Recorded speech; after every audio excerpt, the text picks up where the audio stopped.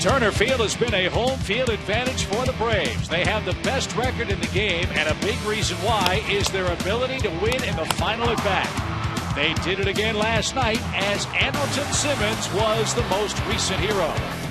Tonight, Atlanta looks to keep their eye on the prize, home field advantage, as they finish up their season series with the Brewers next.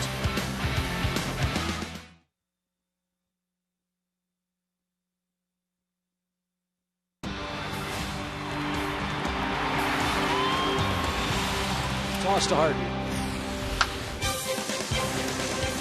On a rainy night in Atlanta, it is time for Braves baseball. The home games dwindling down to a precious few and a chance for Atlanta to continue to lead the National League for the race for the best record. They'll try to take 2 out of 3 from the visiting Milwaukee Brewers tonight. Hi again, friends, along with Dale Murphy and Joe Simpson. Great to be back at the ballpark where the Braves walked off last night, courtesy of an Andrelton Simmons game-winning hit. Jason Hayward not in the lineup tonight. No worries. It was a scheduled day off. But, fellas, we've certainly enjoyed watching Jason roam center field and lead off for Freddie Gonzalez and the Braves this year. Well, Chip, I've always been a big Jason Hayward fan ever since he came on the scene. But my appreciation and admiration for him, what he has done this year, has just grown by leaps and bounds. He's had appendicitis, got hit in the jaw, came back sooner than expected, and he has turned into a gamer that I love to watch play.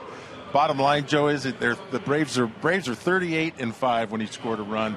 Key ingredient to this ball club. It's great to see him back. Yeah, and when he's been getting on base already since he came back from the broken jaw, Murph, whether it's by hit or by walk, every time he gets on that way, he scores a run. That's not always the case for other guys who are in the leadoff spot, and that's why Jason's so valuable for Atlanta heading into the postseason in that top spot in the order. Outside of Jason Hayward, since August 21st, a very low batting average and on-base percentage, just 10 runs scored there. And the team has gone 14-14. So 10 runs out of your leadoff spot in 28 games pales in comparison to what Jason's done for the ball club when he's in that spot. And the ability to manufacture runs in postseason play is a very, very big factor for any offense, and a healthy and happy Jason Hayward will certainly help the Braves toward that goal come October time. When we return, the Braves still try to keep home field advantage for the National League portion of the playoffs. Tom Hart will break down Atlanta's dominance at Turner Field when we come back right after this.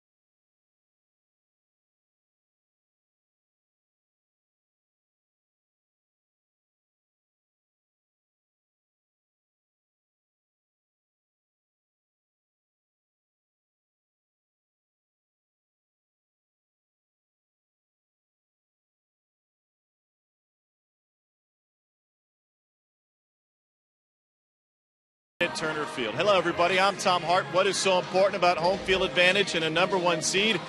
No one has more home wins this season than the Atlanta Braves. They would love to be here throughout the National League side of the playoffs. So here's how the standings look in the race for the best record in the National League. And a key in a moment. Cardinals won today. They swept the Nationals behind some great rookie pitching. Michael Wacha nearly had a no-hitter last night. Shelby Miller, the winner today. Cardinals are off tomorrow, so the Braves have a chance to regain that lead. Thanks to a pair of home sweeps against both the Cardinals and the Dodgers, Atlanta owns a tiebreaker against both St. Louis and Los Angeles. That is a very, very important aspect. Now, what makes the Braves so good at home, and what do the numbers look like? 30 games above 500 here at Turner Field. Pitching a huge part of that. The 2.69 home ERA is the best in baseball. And the 115 run differential, best in baseball once again. Another thing that makes the Braves so good, well, we saw it again last night. No matter who it is, clutch hitting. And Andrelton Simmons provided the walk-off last night, whether it's Simmons, B.J. Upton, Freddie Freeman, or whomever.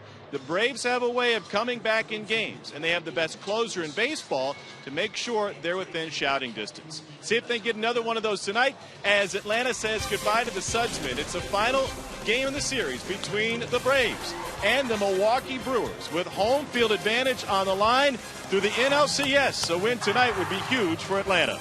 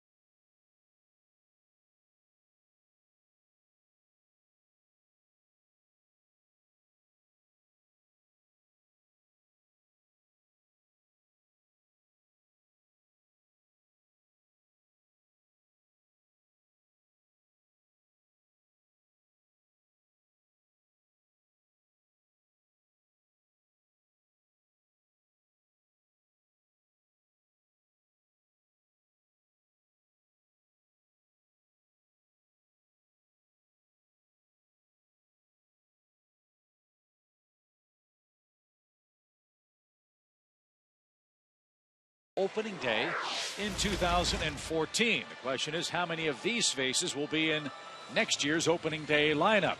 The Brewers have Norichika Aoki leading off in right field. Carlos Gomez bats second in center. Lucroy, the catcher, hits third.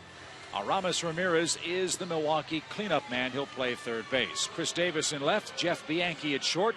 Sean Halton at first. Scooter Gennett is the 8th place hitter at second base.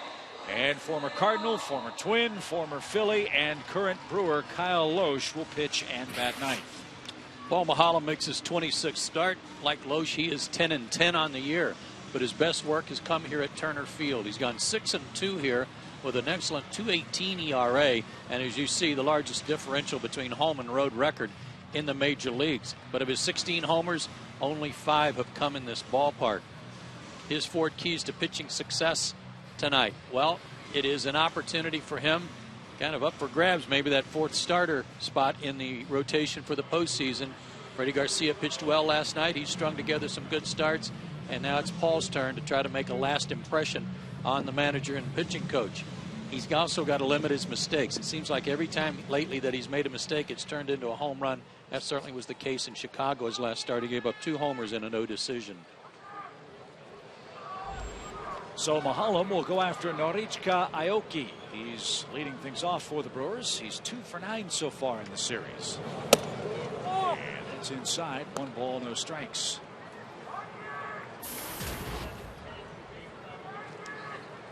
"64 degrees on a raw night in Atlanta." Aoki with a couple of doubles in the set has scored 2 runs, 1 in each of the first 2 games of the series. And now at even count, 1 ball, 1 strike.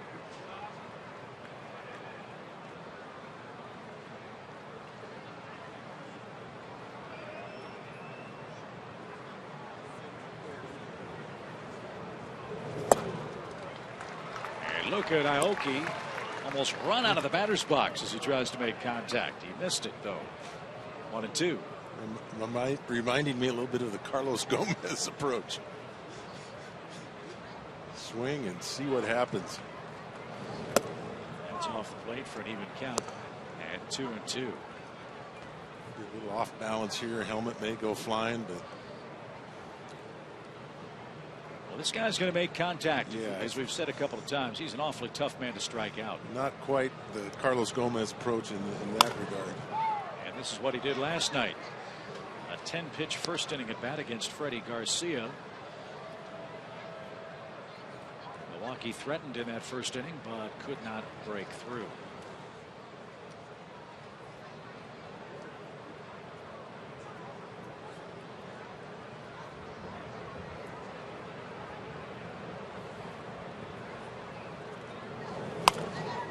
Heads up. Boy, if you're in the on-deck circle with this guy on the third base side. Carlos looking at him like he did it on purpose. Oh, almost looked like it was behind him. When I was doing the Cubs games, Lou Piniella was managing the Mariners and Ichiro. As a little tapper's hit out towards short. Simmons has it and gets a fast runner by a step for the first out. And Kerry Wood was pitching, Murph, one day in spring training, and Ichiro was just lining ball after ball after ball over the third base on deck circle. And Lou Piniella called timeout and said to Ichiro, "Son, will you show me you can pull the ball just one time?" Next pitch, Ichiro hit one about 5 miles into the bleachers or onto the berm in right, rounded second base and third, and looked at Lou, hands up like, huh? And Lou said, do whatever you want. It worked out really well for both of them. Here's Carlos Gomez. And here we go. Swing hard and see what happens. You're right, Yep. Dale. Strike 1. When he hits it, it goes a long way. Gomez has a home run in the series. Well, his at-bats are not ones you want to miss. Something interesting is going to happen. He didn't miss that one. And that is a long solo home run for Gomez. And a very slow trot. And he's talking to Paul Mahalam about it. Now Freddie Freeman's jawing at him between first and second. Whoa, did Gomez put on a show. And he's still talking to Mahalam and still looking at him. And now McCann's going to meet him. Wow, I've never seen this before. He's got a score, you know. Reed Johnson got right in the middle of that. I don't want to see him get hurt any further.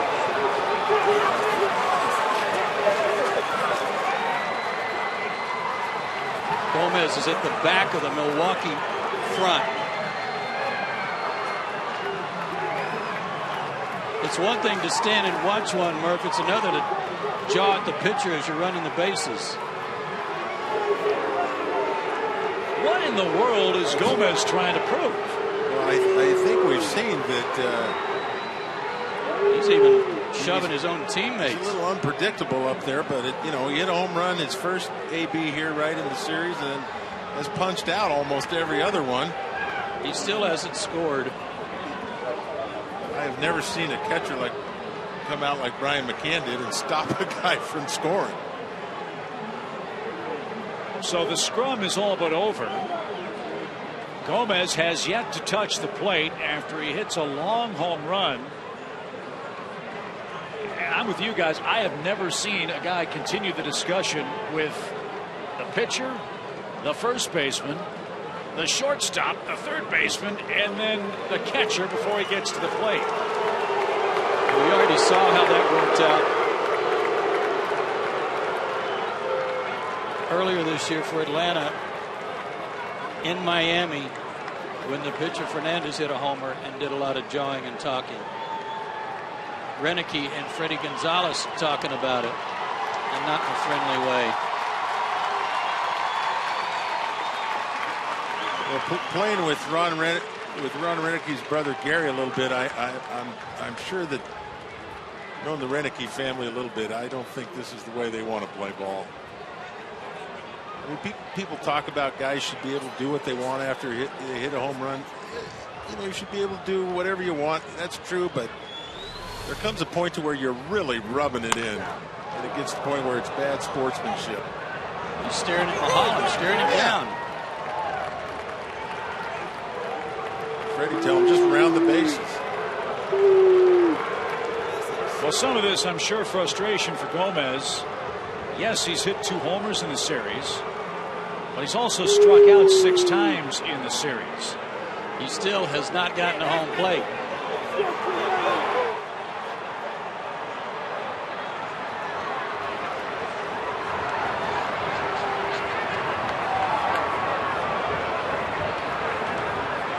A lot of guys trying to get at Gomez at that point. Well, do you guys know of any prior history with him and Mahalan? No. Has Mahalan knocked him down 3 or 4 times? I mean, what's going on? He had 8 hits and 19 at bats head-to-head with a home run. And Paul stared him down as he ran the bases too. So now the umpires meeting in front of home plate. We'll see if there are any ejections or any warnings issued. Right here. They're going to throw Freddie out.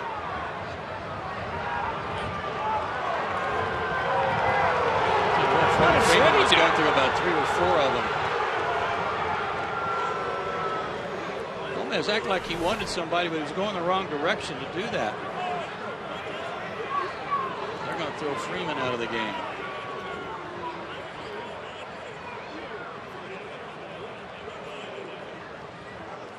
All Freddie did was scream at Gomez to put his head down and run. How can you throw him out for that? I want to know what they're going to do about him not scoring.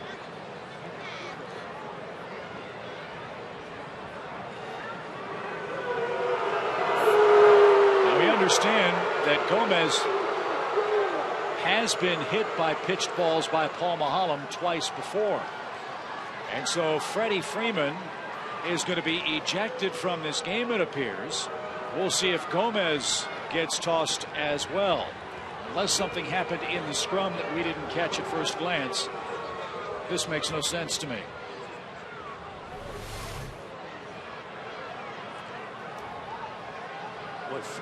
Reed Johnson's the guy that got to Gomez first. That's the only reason why Freddie would get ejected.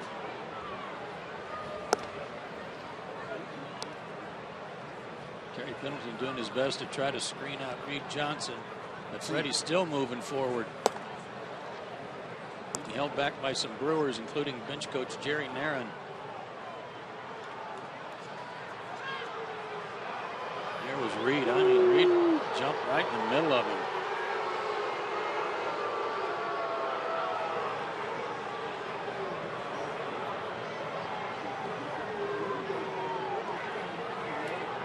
Terry Pendleton may have been ejected as well. Now Freddie Gonzalez talking things over with Doug Eddings at first base.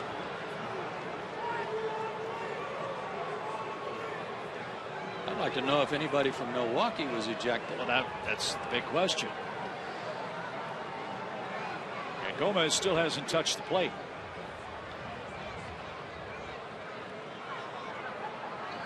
Chris Johnson grabs a first baseman's mitt. He'll take over for Freddie Freeman at first.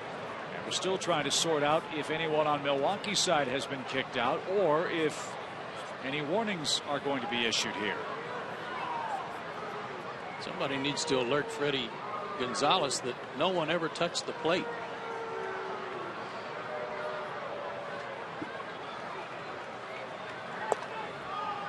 Paul Nauert pointed to both dugouts as if to say a warning has been issued.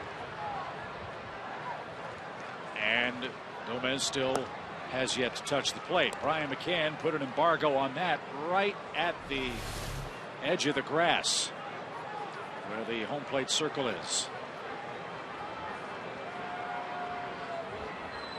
You'll remember last week when Hernandez in Miami hit that home run. Brian waited till he touched home plate and then got after him a little bit. Brian wasn't even going to let him get near home plate. Rick Kranitz, the pitching coach, was the Brewer that went down. Now Dan Uggla's coming out to play second base. Chris Johnson moves to first, and looks like Elliott Johnson's going to move to third.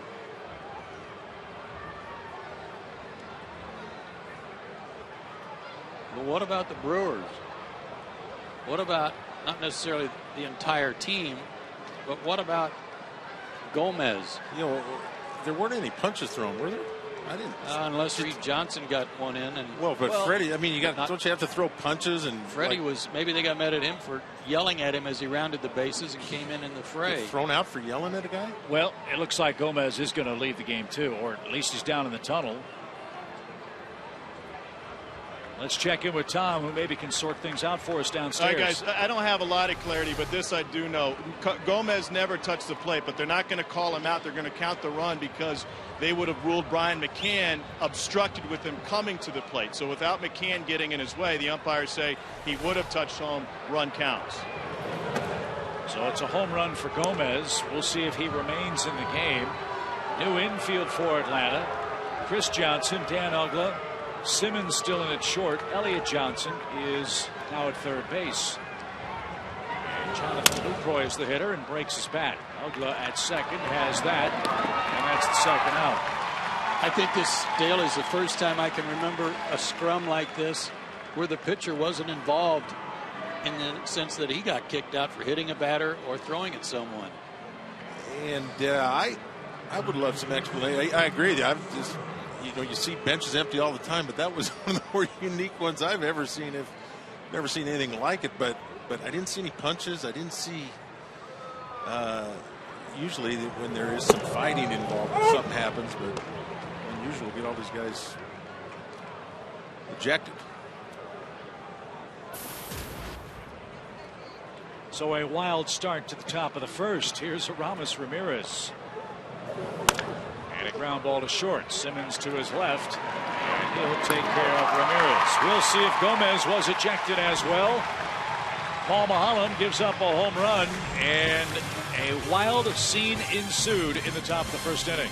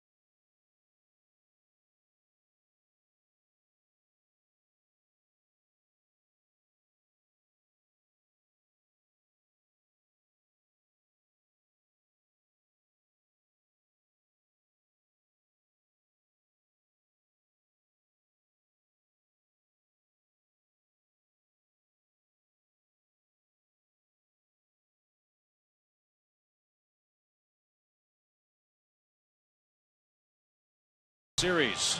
This was the first pitch of the game. Never took his eyes off Maholm. Almost like he was challenging him there. So if he was going back to being hit a couple of times by Paul Mahalam in his career. That's what this was all about. And then he got his payback and had to pay himself. That is Bush League right there. And he's out of the game as a result. I can tell you this, that's not Ron Renicke's style of baseball, nor his coaching staff. This is all on Gomez for acting like a 5-year-old. So he's ejected, and Logan Schaefer takes over in center field, and the Braves go to work with Andrelton Simmons against veteran right-hander Kyle Loesch, who's 10-10 so far this season for Milwaukee. He's a veteran guy. He's been around with several different clubs, as you said, Chip. But check it out. Last 15 starts against the NL East, he's 7-0 with an outstanding ERA. Simmons with a bunt try. It's going to hug the grass. It's going to roll to the bag. It's going to stay fair. A bunt hit.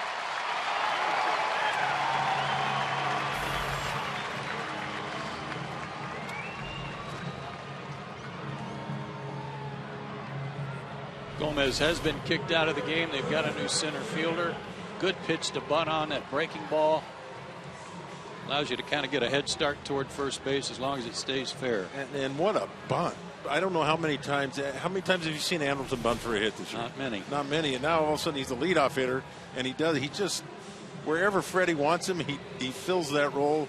Last night I think where was he hitting 6th or something, kind of an RBI situation, and wins a game with a base hit on a walk-off, and tonight he's leading off, so he bunts for a base hit to get the game going. Good stuff out of Andrelton. Guys, Andrelton Simmons obviously pays extra attention to the infield. Over that road trip, Ed Mangan and his crew overseeded the outfield and the infield. He told me it's thicker, it's playing truer, and it's playing a little bit slower in his mind. So the idea to get it on the grass and have it slow, I think probably he knew exactly what the surface was going to play like. Got to know your own ballpark and be friends with the groundskeeper. It always helps. And Andrelton doesn't miss things like that. It's incredible at such a young age. He's thinking things like that. Fouled away by Justin Upton, his first at bat of the night tonight against Kyle Loesch. His 4 keys to pitching success for Kyle Loesch. Number 1, he's got postseason savvy. 13 postseason games, 8 of them starts. And he's been tagged by the long ball himself, 26 of them this year. But how many of you last year in the wild card game against the Cardinals, Chris Medlin started for the Braves, how many of you know that Kyle Loesch is a guy that started for St. Louis and got the win? Pitched into the 6th inning, gave up 2 runs, a walk, and 6 strikeouts. A great way to add to a terrific season for Loesch last year. He went 16-3 for the Cardinals. He led the National League in winning percentage, and then very late in spring training on March 25th, it was revealed that Loesch signed a 3-year, $33 million contract to play for Milwaukee. He had a hard time finding a job. I don't know if it was agent related that had a high price put on it. But he's been a solid pitcher. He's going to go over 190 innings pitched tonight. Throws 90 to 92 with a slider, curve, and change. Got a very good change up.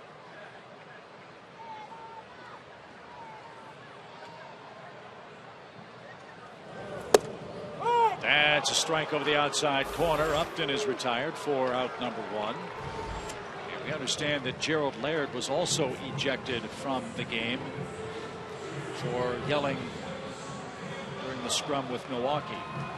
So Freeman and Laird ejected for Atlanta. Gomez, the only Brewer we understand, at least believe at this point, has been kicked out. Is that a new rule, yelling at players? I mean, he might have been yelling at the umpire for all we know.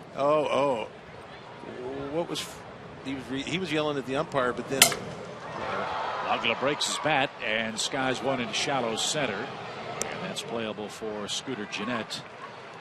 2 out. Tom? Guys, after everything had seemingly calmed down on the field after the scrum, the Braves were back in the dugout Doug Eddings kind of peeled his way over towards the Braves dugout, towards Gerald Laird and Terry Pendleton, where they were still kind of hollering a little bit, but out towards the field. And Eddings made a point to come over, take a few steps towards the Braves dugout. That's when we think he ejected Laird. TP, who's coaching first now, stays in the game.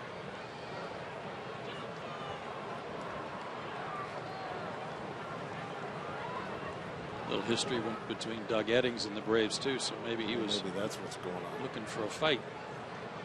Here's Evan Gattis, and he jumps the first pitch and grounds to short. The flip to second is in time, and that will retire the side. Andrelton Simmons with a bunt hit, and Atlanta strands its first base runner and trails by a run heading to the second.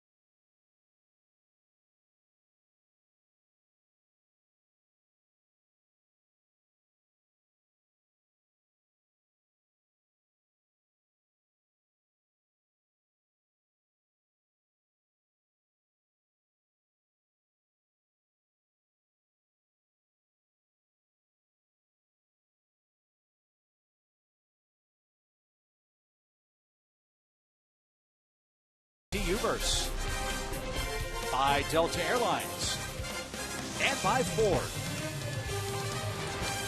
Milwaukee leads by 1, and the Braves lead by 1 as far as the ejections are concerned. That's not a very good trade. The Braves lose Laird and Freddie Freeman. Carlos Gomez kicked out for Milwaukee after hitting a home run.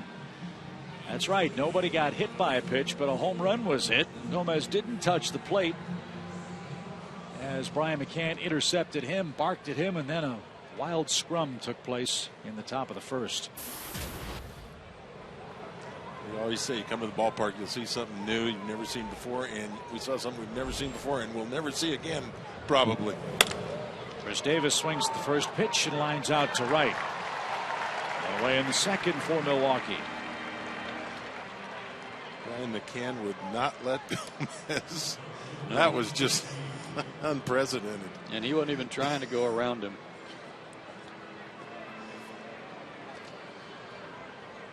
Fireworks here starting tonight. Jeff Bianchi hit a home run here last night, his first home run of the year. That led off the 5th inning for the Brewers. Beaten on Andrelton Simmons' walk-off hit in the 9th. When Jose Fernandez hit that homer and watched it in Florida, and the Braves got on him, and he was very contrite the next day and maybe that night in his press conference talking about how he was embarrassed. He said, Brian McCann talked to me like a father would talk to a son. I don't think that was the conversation between Brian and Gomez. I had a lot of father-son conversations like that with my dad. I'm just saying.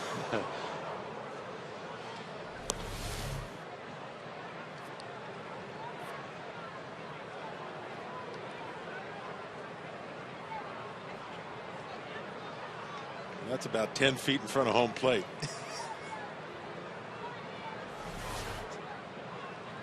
One ball, 2 strikes. As Bianchi fouls one to the Brewers dugout. Well, said at the start of the broadcast, this is the last time we'll see Milwaukee this year, but we'll see them right out of the gate next season. We'll play opening day against these guys at Miller Park, and I'm sure tonight's. I'm sure everybody will forget about it. Is that what you were going to say, Chip? Yeah, sure. They'll lose the video. No swing. 2-2. I'm trying to figure out why Freddie got kicked out.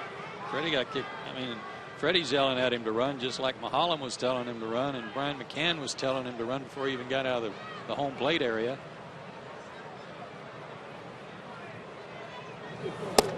Swing and a miss. Bianchi is down on strikes. When there are plays like this that happen during the course of a game, oftentimes there's a pool reporter assigned to go interview the umpires. I'm assuming that the press corps will have that scenario laid out for us. You know, what's the difference with what Freddie's doing here and what the Brewers were doing? The Brewers were trying to protect their guy. Freddie was coming in there to help Brian McCann. So what's the difference? I'm with you. So we'll find out perhaps later on tonight at the end of the ball game. Now the umpires aren't obligated to comment. They don't have to. But hopefully they'll shed some light on their reasoning for the ejections. Popped up by Sean Halton, foul, and he's quickly behind 0-2. I know that they try their best to make it even. Okay, one of your guys and one of the other guys. But with the way that was instigated, with the Bush League play of Gomez, I'm not sure that it warranted a 1-for-1 there. Back up the middle, and Halton aboard with a single on an 0-2 count. Well, I totally agree with you, Joe. The thing is, this is a big game. This is a game where both sides should have their players. This is for home field advantage. Cardinals already won today. We should have Freddie Freeman. They should have Gomez. Weren't any punches thrown. There was a lot of yelling and shoving. But you know, umpires should be able to say, you know, okay, let's, you know, there was some yelling and shoving, but I mean, there's been so many worse fights. That wasn't even a fight. That was a bench clearing thing. Everybody go back, get your warnings. But we're missing Freddie Freeman for tonight, for what we don't know yet why. And it's a huge game. Yeah. I mean, this is both teams should be able to play and carry on this game at you know, with their normal lineups. From what I've seen and from what we've seen, I think that's how, you know, it wasn't very pretty, but it wasn't like a riot out there. It was just some guys a little upset. Well, that's where the escape phrase for the umpire's judgment kicks in. Yep. Again, we won't know till afterward. 1 ball, no strikes to Scooter Gennett. Runner goes, good jump, and Gennett fouls one over the Brewers dugout. Even count. Man, that was Halton running, right? Uh-huh. Tell you what, if he's running and he's as was described to us, a big clumsy first baseman, if he's running, then Braves are going to have to do a better job of holding runners and be aware of other teams really trying to run on them at this point. 1 ball, 1 strike.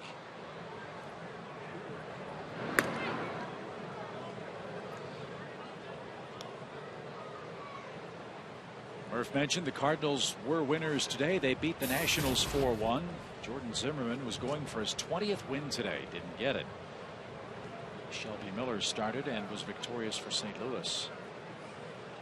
1 ball, 1 strike. Caught a corner. It's 1-2 to Gennett.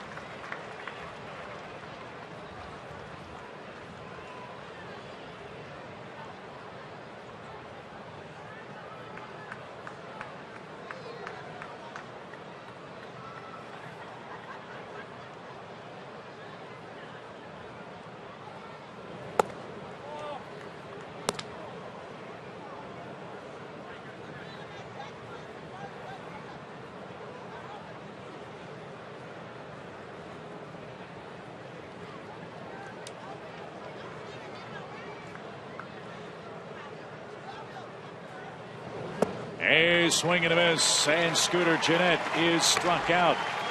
Mahalan has a couple of punch outs. They both came in a scoreless second inning. It's 1-0 Milwaukee.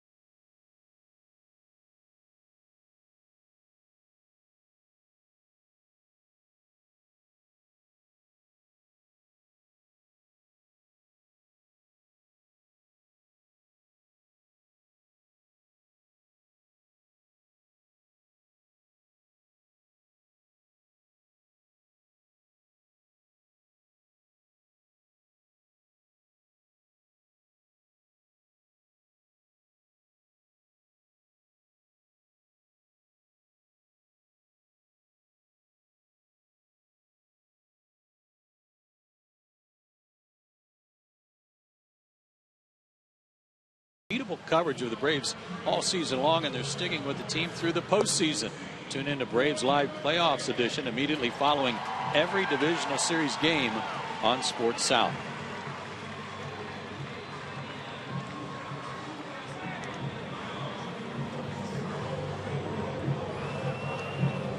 So Brian McCann and Jonathan Lucroy now talking things over as Brian leads off the Atlanta second.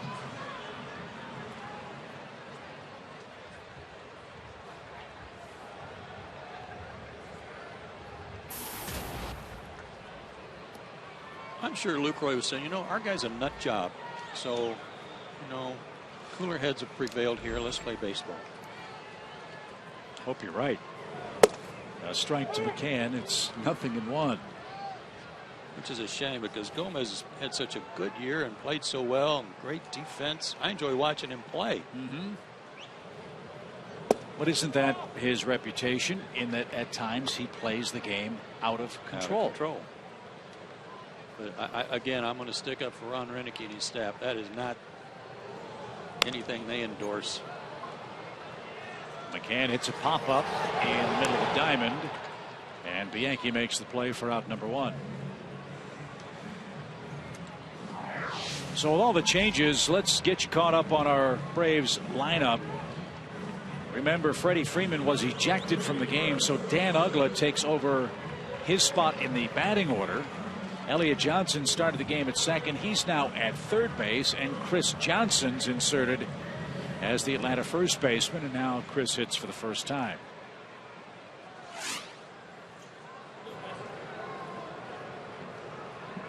So another day, another lineup for Freddie Gonzalez, but certainly not the way he envisioned this one at the start of today's play. And a strike to Chris, who starts tonight at .327 for the year. He's 8 points behind Michael Cuddyer of the Rockies.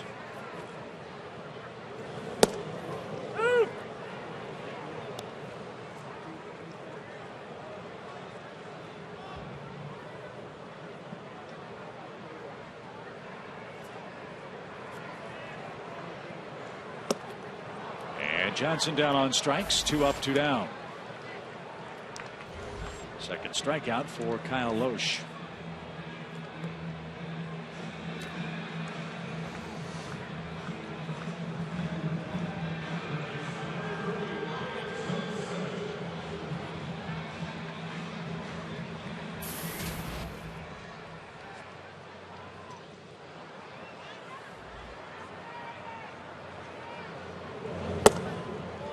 Down and into Elliott Johnson.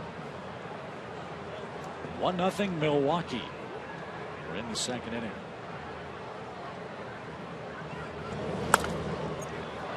That's how to play a foul. It's an even count.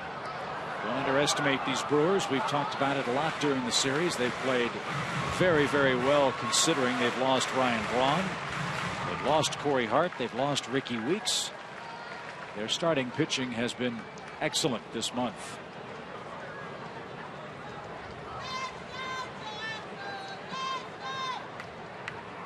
Brewers finishing up their season on the road. They head to South Beach for a date with the Marlins over the final weekend in Miami.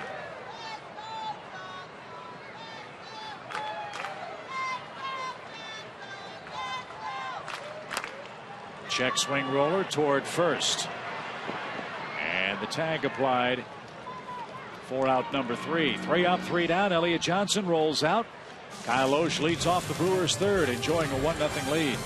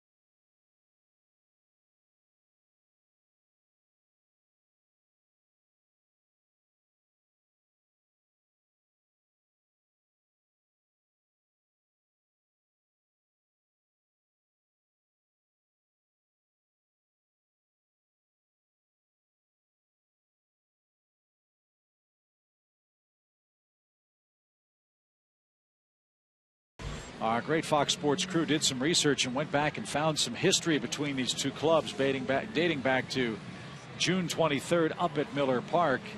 And it might shed a little light as to what got Gomez so upset in Game 3 of the series tonight. We'll show that to you in a moment as Kyle Loesch stands in for the Brewers.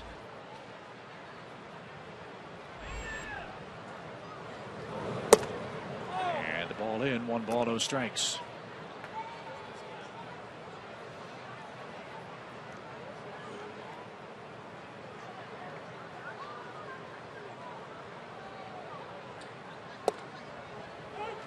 Mentioned that Gomez has been hit twice by Paul Maholm in his career. One of those hit by pitches took place in that game up at Miller Park.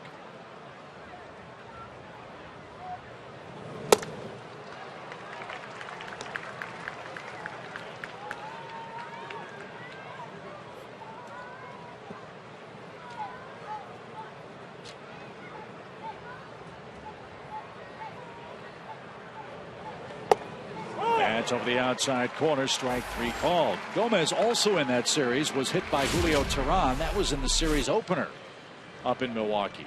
This was Game 3 with Maholm on the mound.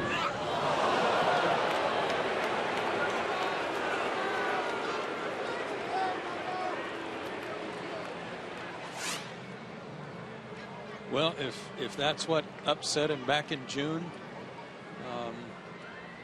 and he was doing a stare down with Paul even after the first pitch and swing when he almost fell down. He got his home run, but he really, I don't think he bargained on what the aftermath was going to be of him standing there and watching it and then yelling at his pitcher. Yelling at the Braves pitcher, I should say. He hit a home run earlier in this series, and there was none of that. It went off Mike Minor.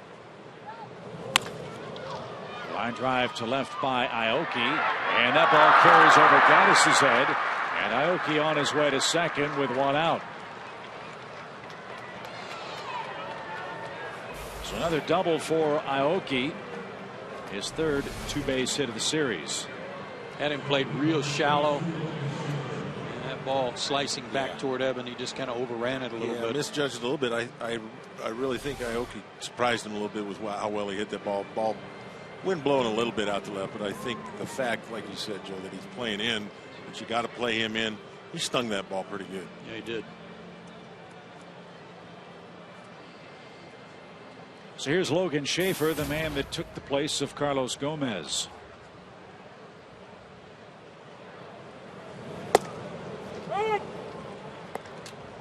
It's always funny to, I guess, listen to the different perspectives depending on whose side you're broadcasting for. We thought that Gomez instigated the incident by pausing and admiring and staring out at the mound. The Brewers broadcast team saying that the whole incident was started by McCann and Maholm and Freddie Freeman yelling at Gomez to run. Yeah, you're right. It is interesting, but they were just giving him some friendly reminders that he needs to run. Yeah, so why were they telling him to run? Well, exactly. He wasn't running. I think the thing fans need to know is, because I get this question a lot, what is it? What is wrong with what he did? There comes a point in time where you hit a home run and you pause and watch it, but then it crosses the line to where you're really, in baseball, in other sports, you'd call taunting. And there are penalties for taunting, and I guess you can call it sportsmanship or whatever. And baseball kind of has that unwritten rule that every sport has. Schaefer strikes out. 2 outs for Maholm here. You know, you can celebrate in a good play, but then eventually it gets to the point where you are disrespecting your opponent, and no one likes to be disrespected. But yeah, enjoy your work for a little bit, but then it just crosses the line. And you know, there's a certain amount of respect in any profession you have for one another, and you cross that line in baseball and you get yelled at, or sometimes you get hit. I mean, it's at the professional level. All I know is that there's a lot of guys who get hit by pitches, but not everybody responds the same way, responds that way, and acts like a 5-year-old, as I said earlier. He hit his homer, but then to be yelling at him and staring at him as he was going down the first baseline, there was something else attached there. And I think we've got it on video too, that before he got to third base, he kind of pointed at his leg like that's for that. So I'm saying if every guy that gets hit does the same thing, then there's a big problem right here.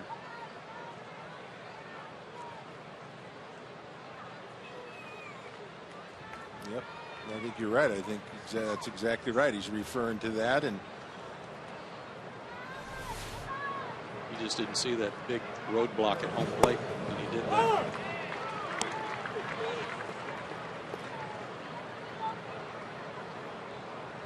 So Jonathan Lucroy with Aoki at second base and 2 outs. Lucroy grounded out to second in his lone at bat tonight. Gomez is making a huge assumption, isn't he, that Mulholland hit him on purpose? Yeah. I mean, guys get hit. High fly ball toward right. That'll be playable for Justin Upton. And he's there to retire the side. No runs, a hit, a man left. B.J. Upton, Paul Mulholland, and Andrelton Simmons go to work down a run.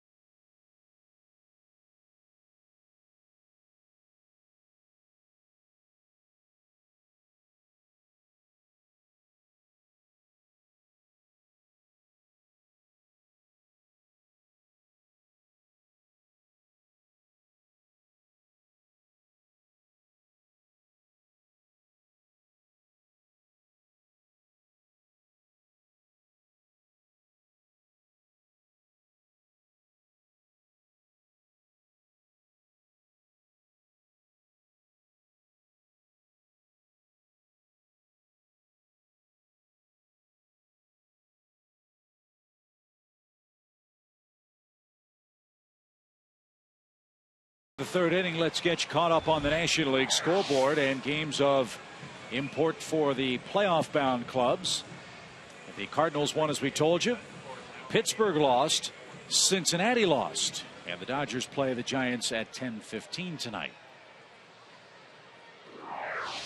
So St. Louis looking to put a stranglehold on the Central as Upton drives one to right. Aoki, the edge of the warning track, is there for the first out, which sets up a big weekend series, guys, between the Pirates and the Cincinnati Reds. 3 games head to head for Pittsburgh and the Reds. The overall season series tied 8 games apiece. And right now, Cincinnati is the second wild card in the National League. So they would have to go to Pittsburgh for the 1-game playoff.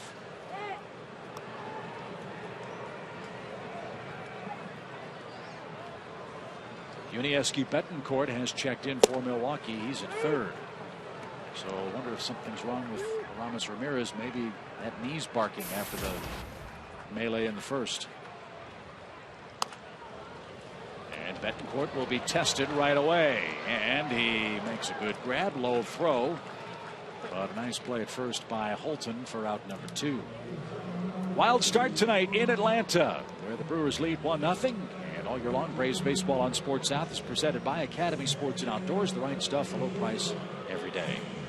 That game at Cincinnati, Daisuke Matsuzaka is the guy through 7 2/3 innings of that shutout against Cincinnati.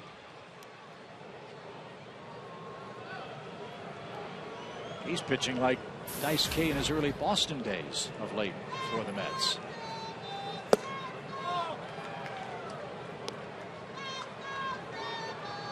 Andrelton Simmons has a bunt hit.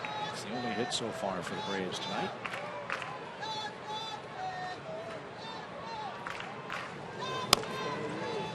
A slow roller toward first. Funny hop.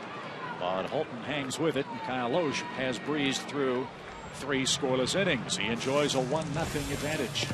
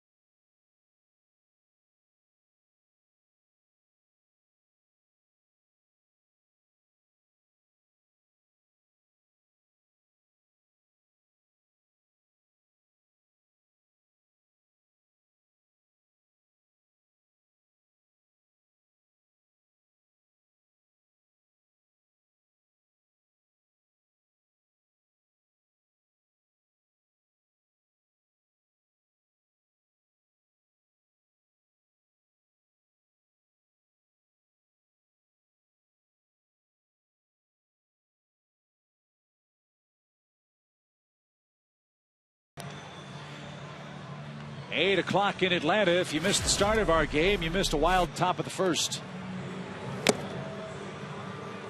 Big wild swing at the first pitch from Carlos Gomez, and then a stare down with Mahalam. Next pitch. A walk. Some trash talking. Freddie Freeman yelling at him, telling him to run. More trash talking, and then a roadblock. He never got to home plate. Bench is emptied. Sharply hit by Betancourt past Simmons. And Udieski leads off the 4th inning with a clean single. You know, Joe, you made an excellent point about Ron Renicky and his staff. Guys in the truck, if we can rewind that play as Gomez begins to round third base. Ed Cedar is their third base coach. Watch what else you don't see as Gomez continues to jaw and make his way toward the plate. I'll show you after the next pitch to Chris Davis. I think it's a very telling sign right along with what Joe was talking about.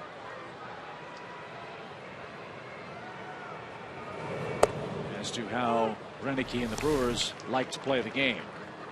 What do you see a third base coach do after a man hits a homer? No handshake. No congratulations. No pat on the back. No nothing. Maybe it was. Gomez wasn't even looking at him. I think Gomez was too preoccupied with his own. Oh, that was close. Too preoccupied with his own thing. He should have said, hey, there's a roadblock. Yeah. Come on. I'd have had him there. There's something coming up at home plate that you're not going to like.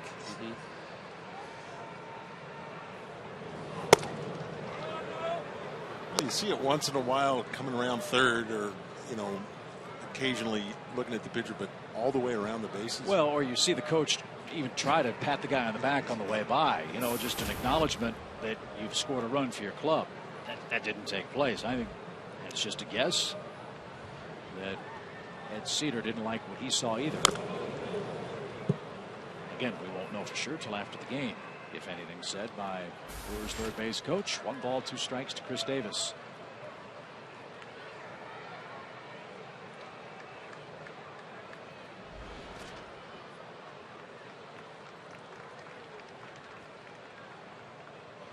I agree with you, Chip, though, that all that I hear about Renicky and his staff, class guys. It's the way the Milwaukee Brewers want to run things.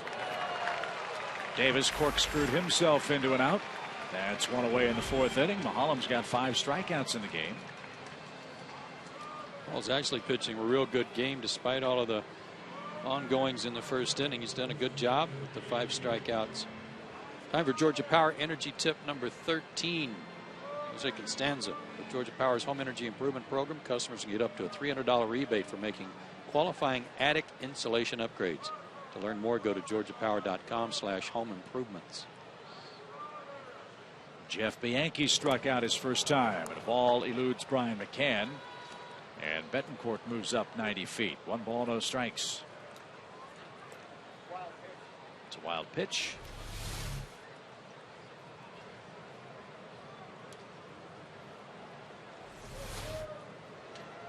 And Paul says it's on him.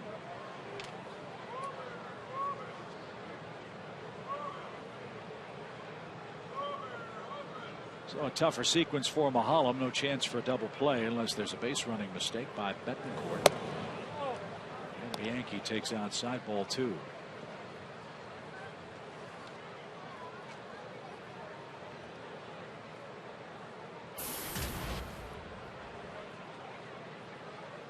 Bianchi will be 27 on October 5th. He's out of Lancaster, Pennsylvania.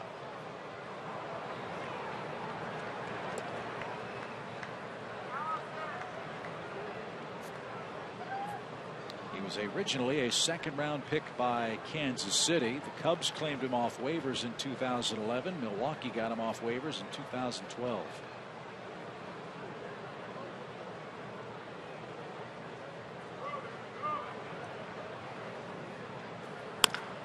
Sharply hit and through for a hit. Yaddis comes up ready to fire, and he hits the cutoff man, and the Brewers have runners at 1st and 3rd.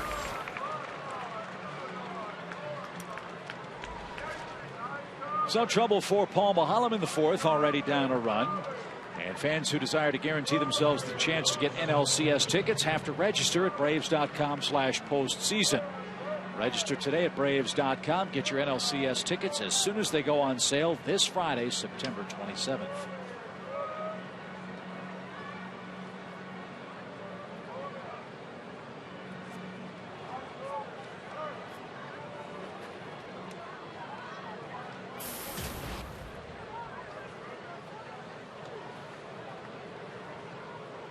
Chance for Sean Halton to add to the Brewers' lead.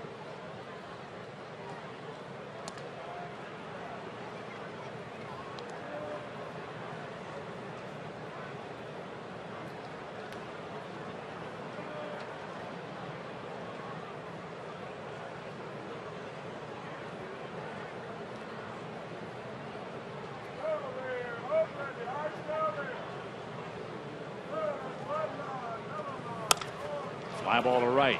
Upton has to give ground and makes the catch as he reaches the warning track.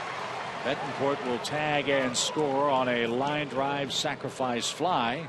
16th RBI for Halton, and that makes it a 2-0 Milwaukee game.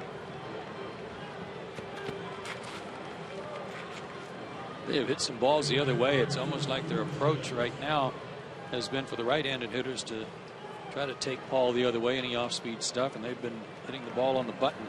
Yeah, ball's well hit.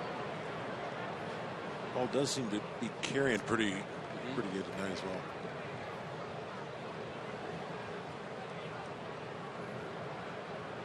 Scooter Gennett struck out in his lone at bat. And rips one foul, strike 1.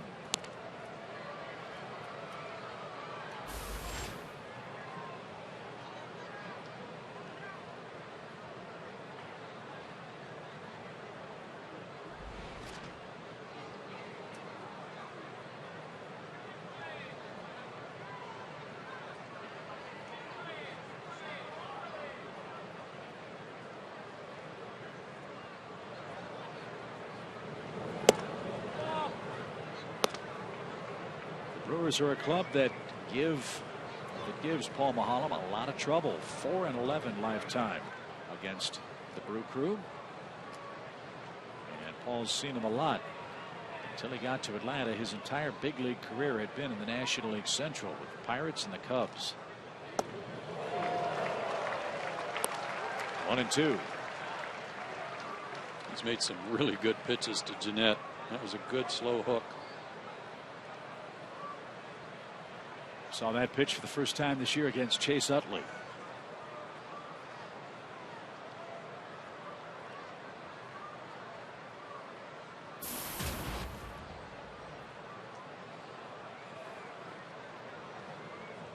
Runner goes, swing and a miss. And Maholm strikes out Jeanette for the second time. He has struck out 6 Brewers, but trails by a 2-0 score. The Braves have the right guys up to get this game even. Upton, Ugla, and Gaddis are Delta Airlines on-deck trio next.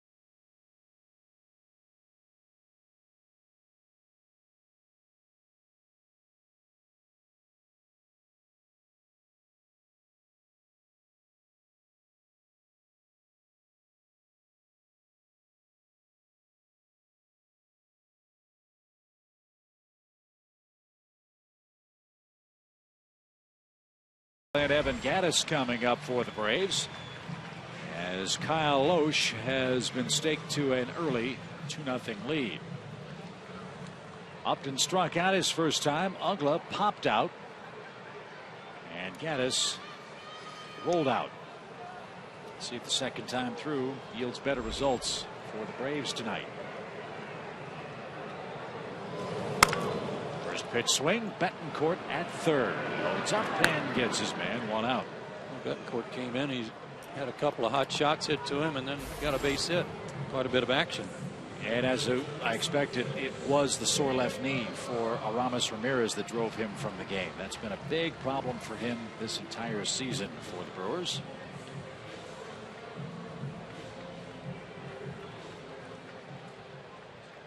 One up, one down for Ugla.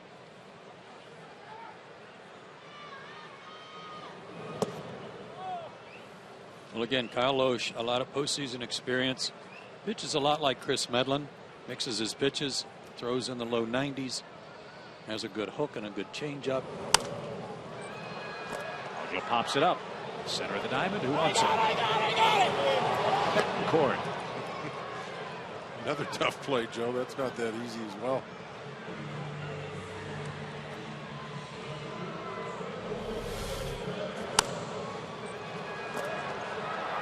Jonathan Lucroy kind of went out, but I think he was waiting for someone else. It's a tough play for a catcher to have to turn around and get that one. Betancourt again getting some action. So 2 quick outs. Evan Gaddis is the hitter. Braves did have a home run off Loesch last year in the wild card game. David Ross Hit a 2-run homer in the second inning.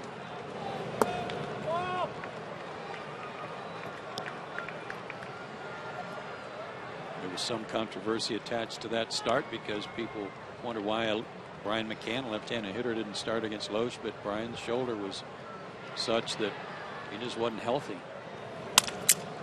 Broken bat, out to second. Jeanette's got it. And the throw to first in plenty of time. Kyle Loesch is rolling merrily along. He will bat first in the fifth with a 2-0 lead.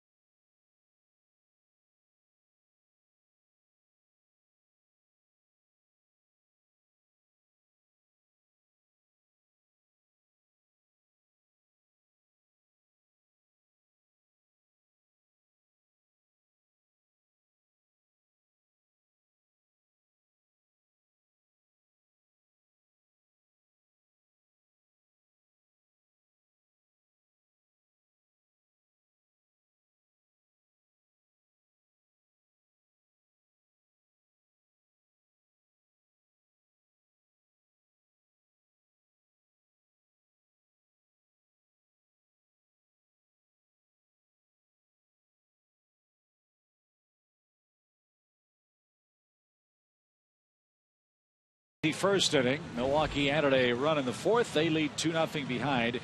Starter Kyle Loesch. Don't miss your chance to see the Braves make their postseason run this October at Turner Field. National League Division tickets are on sale. Get them at Braves.com/postseason. Still don't know whom the Braves will play in their first round matchup. That'll be predicated by whether or not Atlanta has home field advantage in the first round. All the way through the playoffs, for that matter, as far as the National League is concerned. American League has a potential Game 7 since they won the All-Star game this year. Loesch bloops one down the first base line. That'll bounce off the tarp. And out of play, strike two.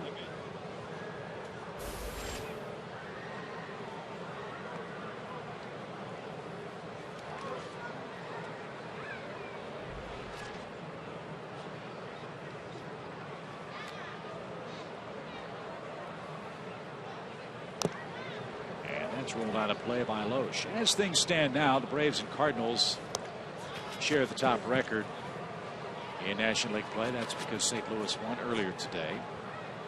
But the Braves have the all-important tiebreaker by winning the season series. If the Braves and Cardinals end up with the same record, Atlanta would have an advantage over the St. Louis team. Two-strike pitch popped up into the straightaway center. Upton's got it. That's out number one in the fifth inning. Yeah, so a tie doesn't do St. Louis any good. They've got to win the wild card by a full game over Atlanta.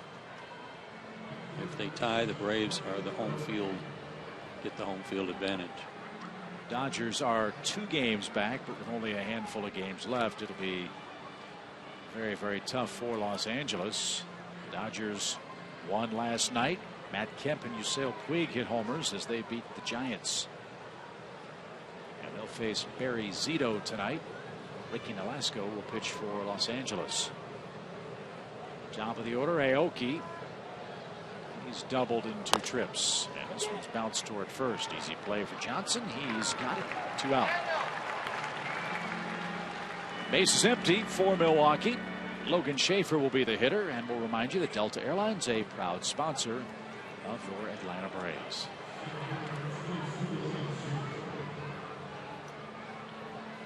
Schaefer struck out swinging in the Brewers' third.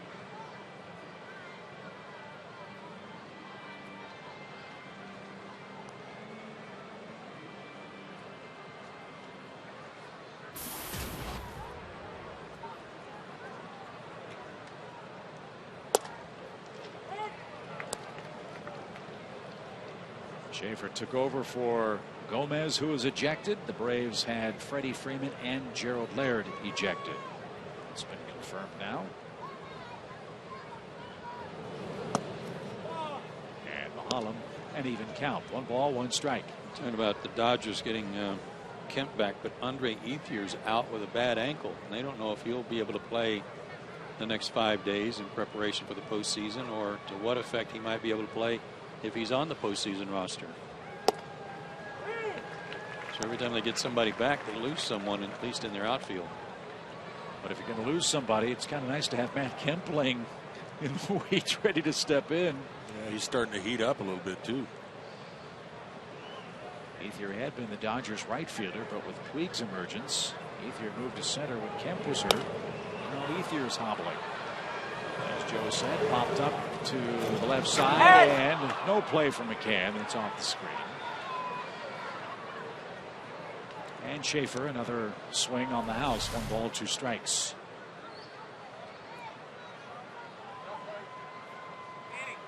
Oh, right at the top of the gate there. Brian's pretty good at, if he gets to the soft part of the screen, pushing the screen back to give him a little more clearance to make a catch. But that area where that gate is, it didn't give.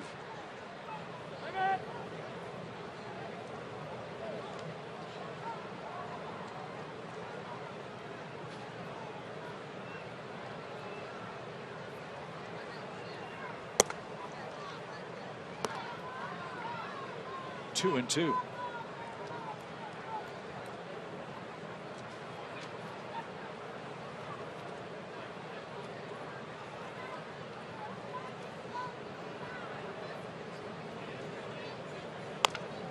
Defensive swing, and that is a foul ball. Chris Johnson tried to steal it out. Chris took over at first base after Freddie Freeman was ejected after 2 batters in the game.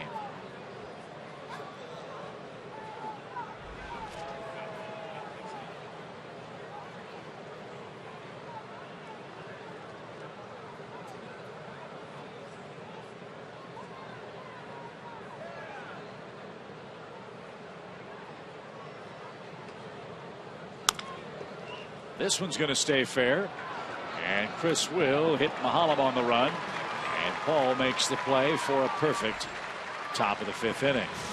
2-0 Brewers. Ryan McCann will go to work for the Braves first.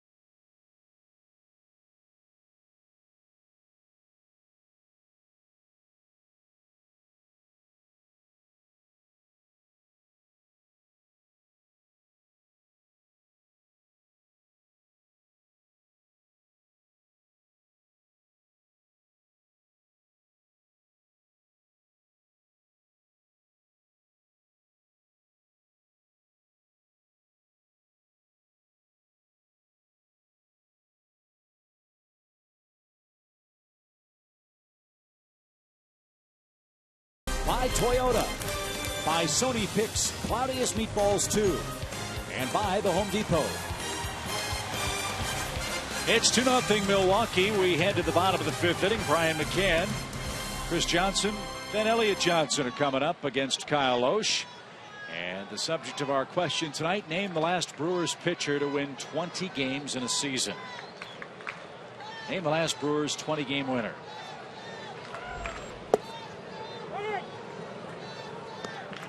That'd be a guy we were talking about a couple of nights ago, Teddy Higuera. Good guess.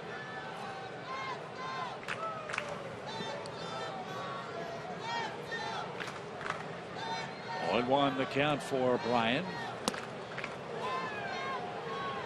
Wonder if Brian was channeling his inner Monty Python. You know, the Black Knight.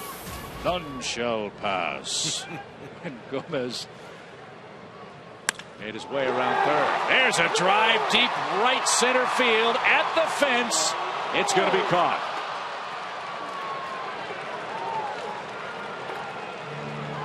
I thought that was gone for sure. Me too. The ball's smoke. We talked about the ball carrying a little bit tonight earlier on some balls hit by the Brewers, but they were line drives probably a little bit under this wind that's blowing in a little bit from center. You hit a ball that high, I think the wind knocked it down a little bit because that ball smoked. Mark big enough for Logan Schaefer to bring that one in. And that's the first out of the inning. Chris Johnson, he struck out on 3 pitches his first time up.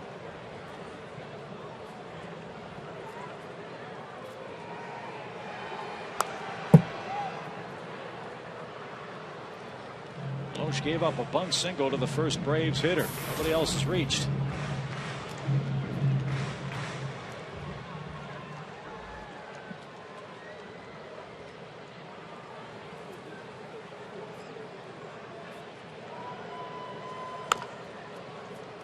And now 0-2.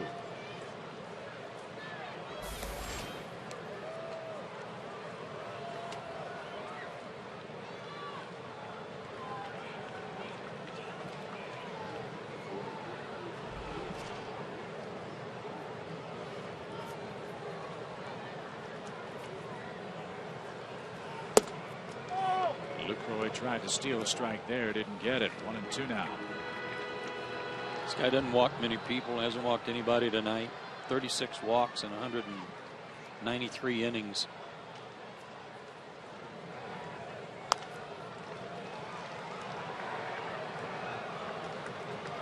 And he's given him he has not missed a start. He's given him a ton of innings.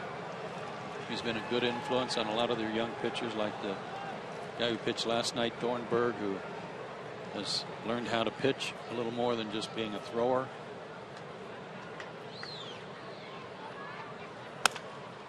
To second. Jeanette's got it. And first is in time for out number 2. Braves got to get something going, guys. Offensively, it's been a struggle, Chip. You're right. And we talked after the clinching in Chicago that they could spend the week kind of getting some guys some rest, but also getting them geared up and ready for the postseason. And there's certainly nothing good about Freddie Freeman getting thrown out of this game at all. But if you want to find some silver cloud, is that Dan Uggla's getting some more at bats. But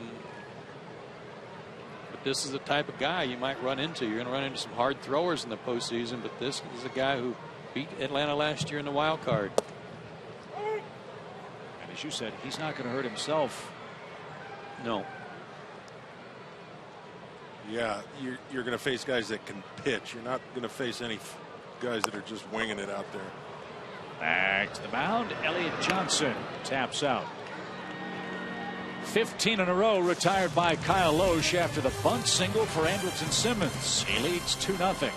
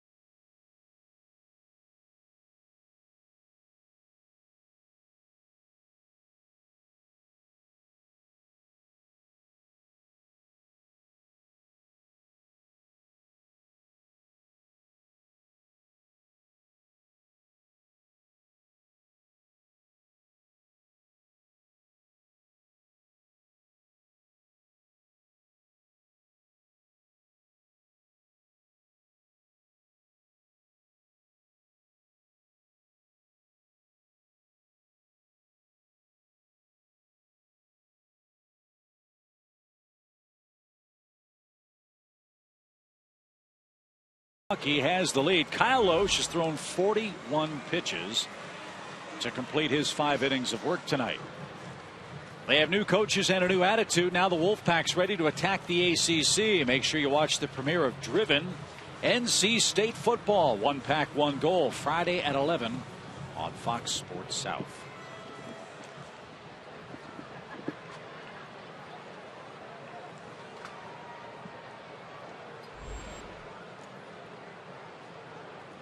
Paul Mahallam's not pitching a bad game at all. 2 runs on 5 hits. And Jonathan Lucroy pops one up on the first pitch to Chris Johnson. And a rare easy out of Lucroy, who's having a terrific year behind the plate. We mentioned this in the first game of the series. You are looking at the catcher's RBI leader in the form of Jonathan Lucroy of the Milwaukee Brewers. And that's our Academy Sports and Outdoor leaderboard. 2 ahead of Willen Rosario of Colorado, who burst on the scene last year and had a great year. Yadier Molina's offensive year has been curtailed by a sore knee of his own, but he's back in there every day for the Cardinals. Jonathan Lucroy, another guy that maybe not be on too many people's radar, but if he's in a bigger metropolitan area, bigger news center, everybody'd know about him. A lot of good quality hitters at the catching position too. Yeah, guy going for a batting title, and Jonathan Lucroy, and good group. We talked about a good group of shortstops in the National League too. Yudieski Betancourt is behind 0-2. He scored the second run, and he smokes one out towards center. B.J. Upton's there and has it for the second out. Let me ask you guys this question. Much has been made of Ryan Braun and his suspension, and he will be back opening day for Milwaukee next year. They have Gene Segura, they have LaCroix. Their pitching staff has been outstanding in September. Do you think Milwaukee has enough to jump back in the middle of things in the National League Central with the Pirates, Reds, and the perennially competitive St. Louis Cardinals? I think they've got to add a little pitching depth, but they're strong up the middle. I kind of foresee Jeanette being their second baseman next year instead of Ricky Weeks, no matter the fact that they've got Weeks signed through next year. Jeanette's a good contact hitter. Looks like he's a solid player. But they're solid up the middle, and they've got Ramirez. They get Corey Hart back healthy. That'd be a big plus. They haven't had him all year.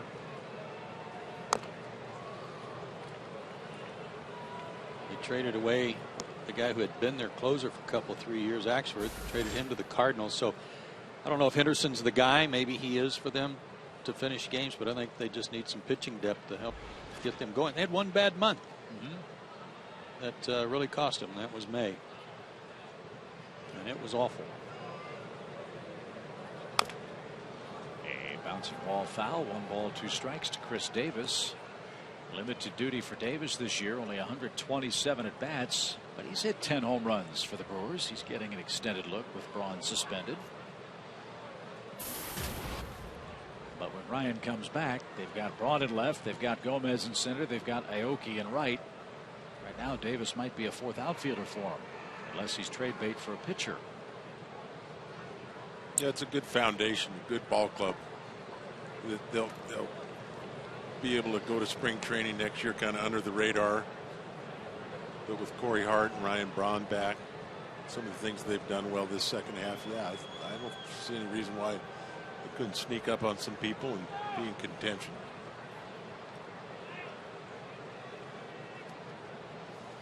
As it stands now, Milwaukee 22.5 games behind the Cardinals, and 23 with St. Louis's win today. A lot of ground to make up.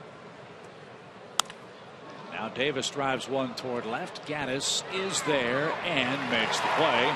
Mahallam gets him in order in the 6th inning. Braves got to get somebody on and somebody to pop one. It's a 2-0 Brewer game.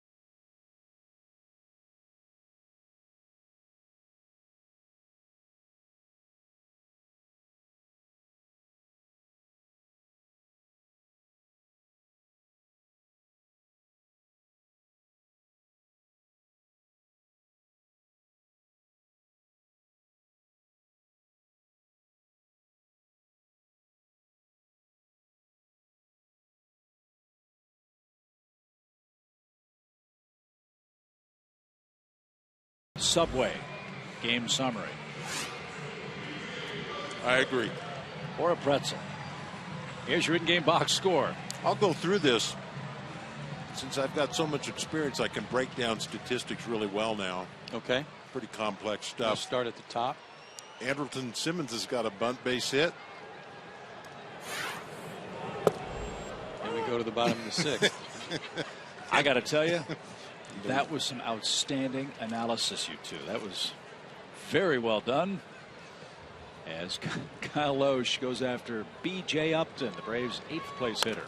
He's got some incredible pitch count numbers, and he's got 15 in a row. Set down 15 in a row. He's thrown 43 pitches to get 15 outs. And he's all the way up to 10 pitches out of the strike zone now.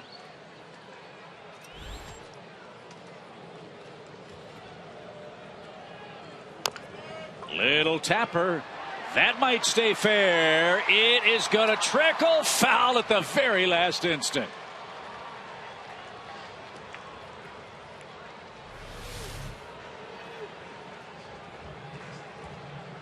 A little bit of spin on it, and then a little propulsion from the lip of the grass.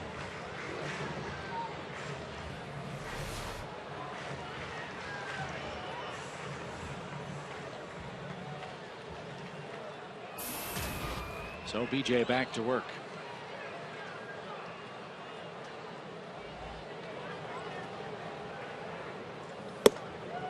And he takes too high.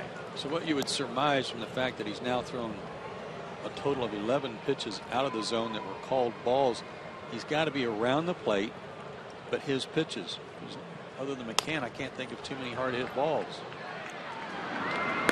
A soft roller out to second gets B.J. Upton 16 straight retired. Was it 11 out of 16 first pitch strikes, something like that? 12 out of 17 now. So he's getting ahead in the count and then getting them to hit his pitch. Well, I was never a very selective hitter or didn't guess a lot. But this is the kind of guy that tricks you into guessing and thinking way too much. And that you're exactly right, Joe. When he's thrown this many strikes, you have got to get your brain out of the way and go up there and see it and swing, because you're going to get a couple pitches to hit every at bat. Just stop trying to figure him out.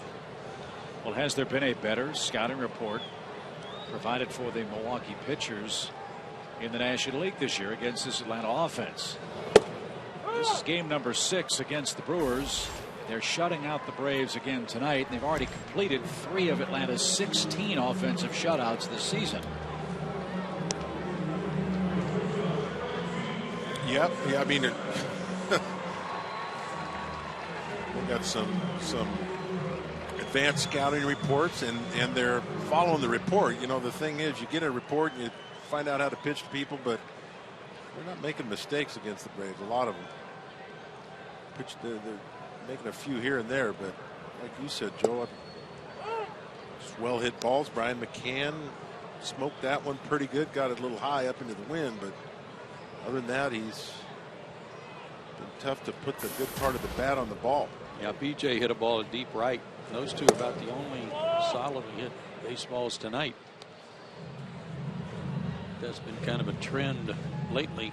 The month of September has been a slow offensive month for the Braves. 1 ball, 1 strike for Simmons. He has the lone Braves hit. And that was a bunt. Here's what Joe's talking about. The month of September has been offensively a very cruel one for the Braves. Just a .210 average, so that really brings the on-base percentage down.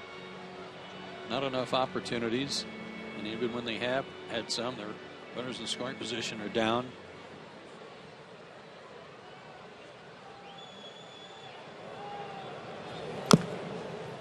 Thing about the lineup tonight is Freddie gets thrown out before he even gets an at bat. Freddie Freeman, that's a guy they've been leaning on heavily.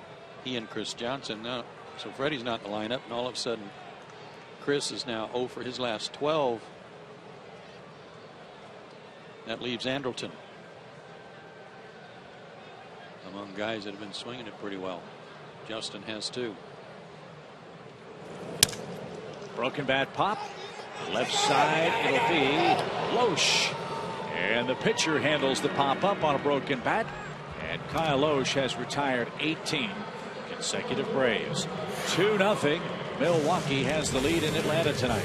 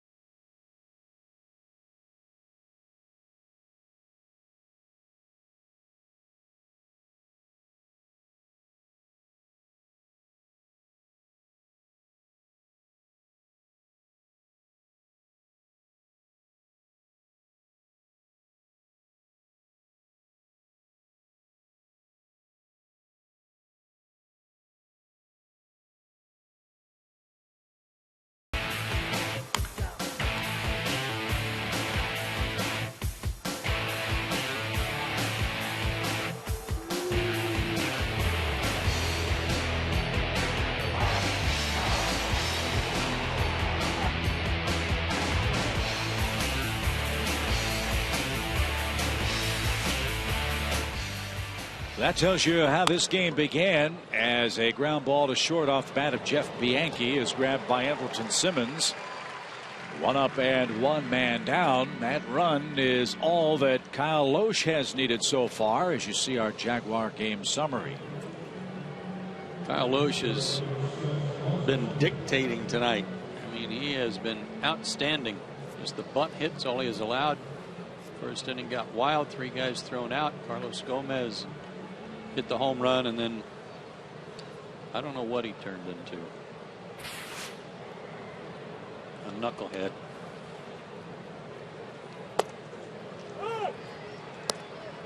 Kyle Loesch has been brilliant. He's set down 18 in a row. Paul Maholm's on a nice run himself. He set down 9 straight. Sean Holton drove home the second Milwaukee run with a sacrifice fly. He also has a second inning hit.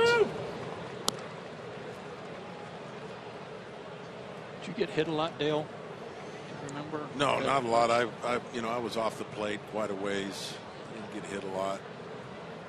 That's another thing that's remarkable to me about Jason Hayward's quick comeback after getting hit in the jaw. I mean, I didn't like to get hit anywhere. I don't ever remember getting hit in the head, much less the jaw. And there's always a psychological thing after you get hit. But what Jason Hayward went through, and to come back so quick, I really admire him for that. No, I didn't get hit a lot. And one of the things I learned, and one of the reasons was when I came up, it was, you hit the ball well, you better put your head down and run around, because you're going to get drilled for sure the next time. And if you do any hot dogging out on the bases, so I tried to remember that. 9,041 at bats. You were hit 28 times.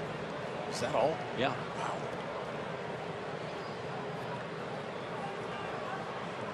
That's good. No more than that. That's good.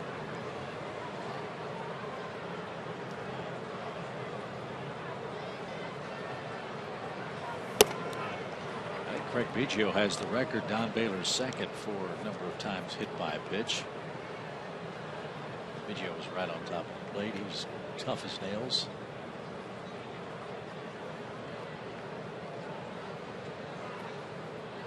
those guys did it. Strike 3 to Holt. Joe, you know how many times you were hit? Not many. I'd say half a dozen to 10. 7. Yeah, 7 and 1,531 plate appearances. That's not many. That's about 7 too many for me. But means you guys are really smart. Get out of the way of the ball. I can assure you this: they were all accidental.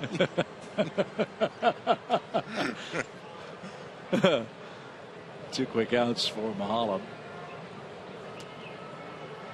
I've got him with 7 strikeouts now.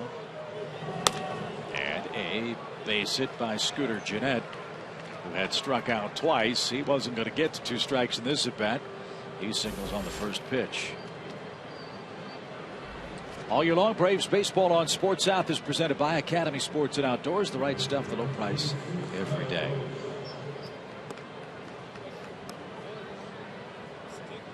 Milwaukee clears the pitcher. It's Kyle Oesch. He'll have to face the 2, 3, 4 hitters for the Braves in the 7th.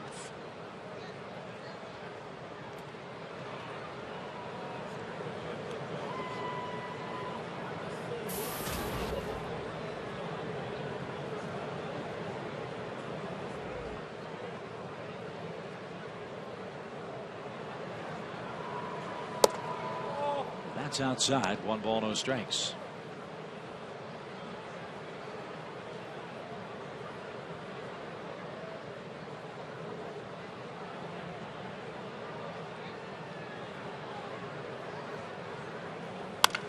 And Loesch with a base hit with 2 outs. Gennett will stop at second. Can't give these guys any more, and a tough hitter coming up in Aoki.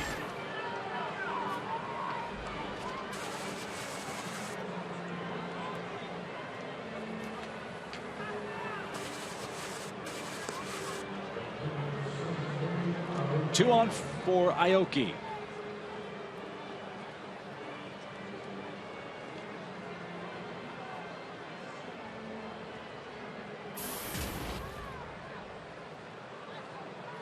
A star with the Yakult Swallows in the Japanese Central League, where he had over 1,200 hits.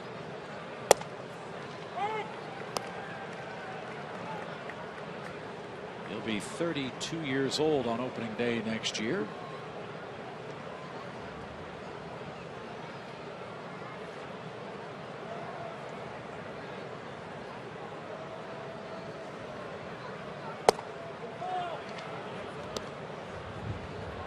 As Atlanta's bullpen will begin to work, it's Anthony Favaro.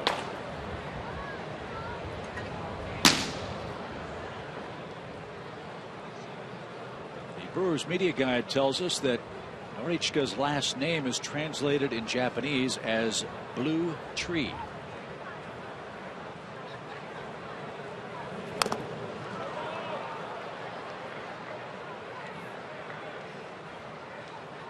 Well, he's wearing the right uniform. The blue Brew Crew. Yes. That sequence is translated as blue knee. Brian McCann took the foul tip. 1 ball, 2 strikes.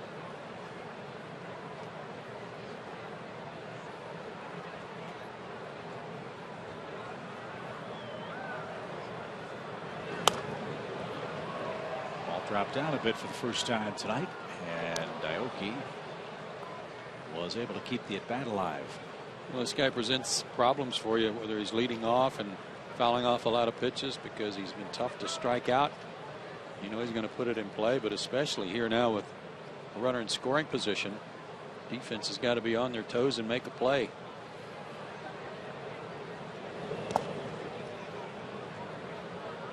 Stopped by Brian. 2-2.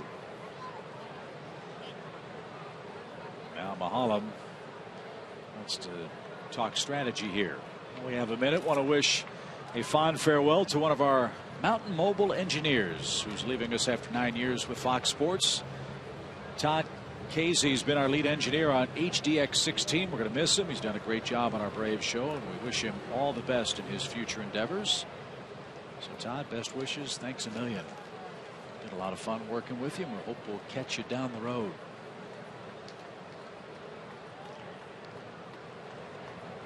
Two balls, two strikes. And a little looper into left field. It's going to drop for a hit. And streaking around to score will be Scooter Gennett. And Aoki makes it a 3-0 Milwaukee game. 3 consecutive 2-out singles. And the one by the pitcher hurt the worst. Set it all up. Well, Aoki just battles and battles, and I don't know how you hit when you're bailing and wailing like that, but he obviously, we all know he doesn't strike out very much and just keeps making contact and dunks one in. That old theory of keeping your bat in the hitting zone as long as you can. His angle, his bat angle, is in the zone, level with the pitch for a long time. I guess you wouldn't consider that bailing and wailing, because you're right. It looks like it, but somehow he's able to keep that bat in the zone. Well, I mean, it is in a sense, because it's like his back pockets are going out of the box. They're leaving the vicinity, but the bat and his hands and everything are still there.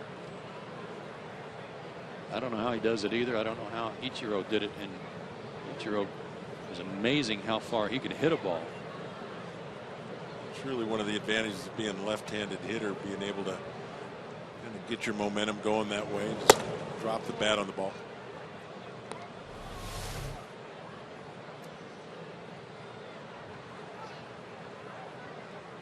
Wow. A lot of movement, but it's working. 1 ball, 2 strikes. 2 on, 2 out.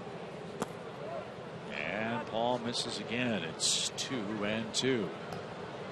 Lucroy's on deck. If Schaefer reaches, we will see Anthony Bavaro, it would appear. All at 98 pitches. 71 strikes. 3 straight singles have him down another run in the 7th. And that just missed. He took a couple of steps toward the plate and thought he had Schaefer struck out. And Fox Tracks tells us that Paul Nauert was correct.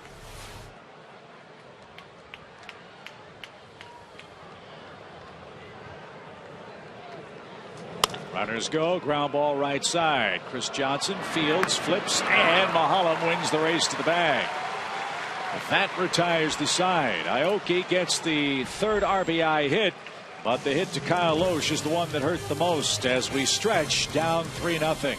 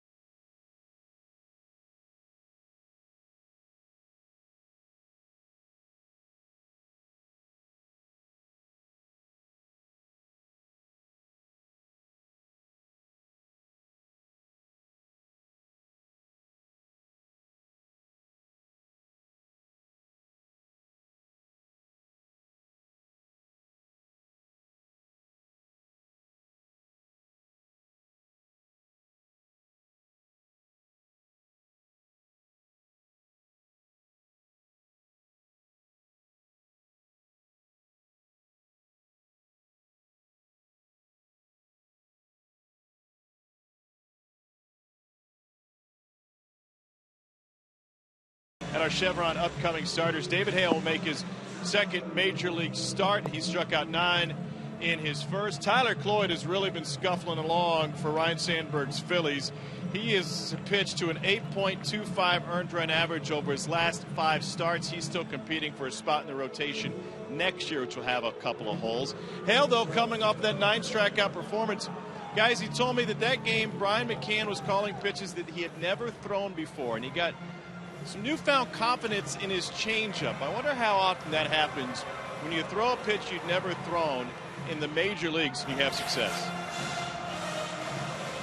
I think that's pretty cool that he gets challenged that way by a veteran catcher to trust his stuff, and here's a place you can go at this level with that kind of stuff. I'll bet Tyler Thornburg has a similar story. Remember, he was 0-9 at AAA before pitching well last night for the Brewers. We're all excited to see David pitch tomorrow. The Cardinals will be idle, by the way, as they won earlier tonight. Braves down 3 runs. They have 9 outs left. Upton, Ugla, and Gaddis coming up against Kyle Oesch. And Upton has been swinging the bat well of late. He's our Georgia Lottery hitting the jackpot. Last 11 games, he's been on base a lot, getting a lot of hits. Good signs to get hot at the right time.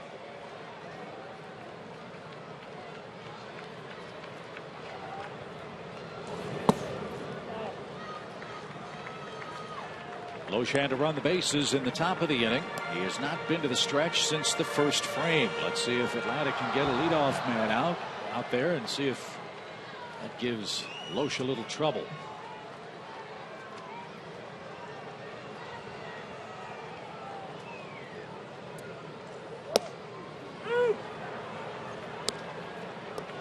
Two and two.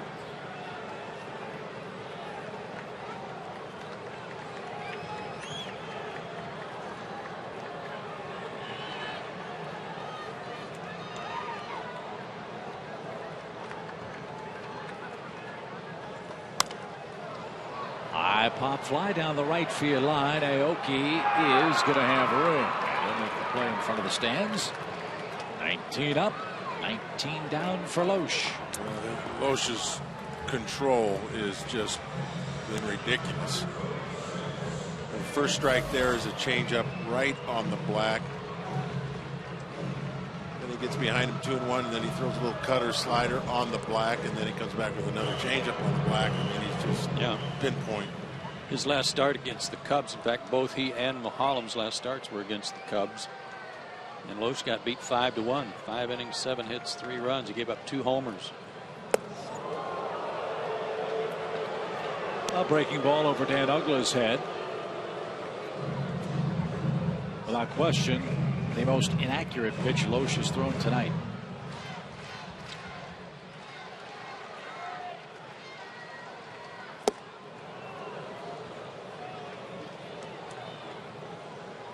He's got 19 outs on 61 pitches. Wow. And has thrown only 15 balls.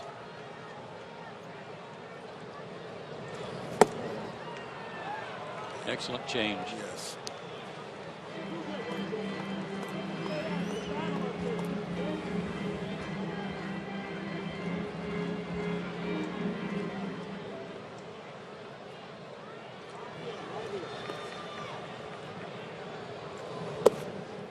The other thing you got to do on a guy like this is try to break up his rhythm a little bit. Take your time a little bit getting into the box, not stepping out on him necessarily, but the guy just gets in a rhythm and gets this feeling going. Take your time a little bit in between pitches. Popped up. And at second, Scooter Gennett will make the play. That's the second out.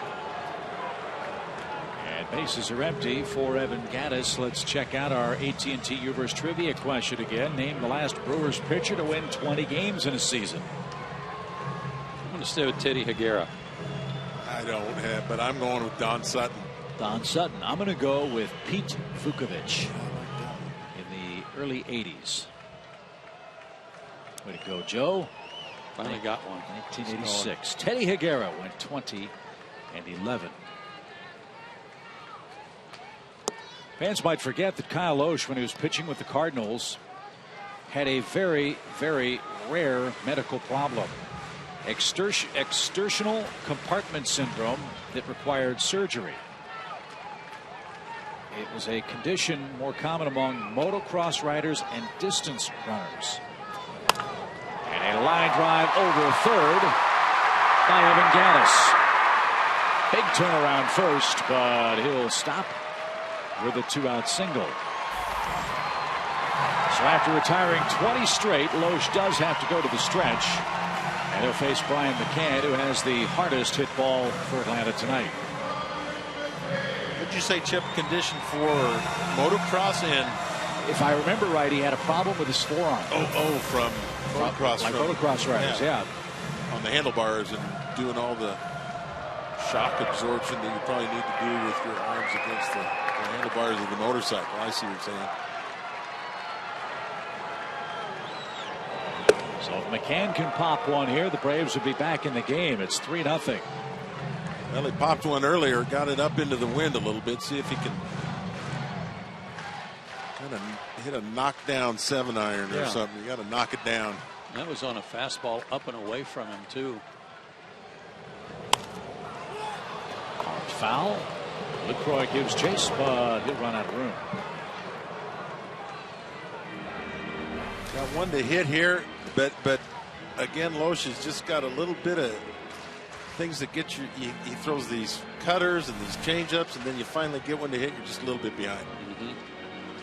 Yeah, there've been a few broken bats tonight. Yeah, hard to sit on his fastball.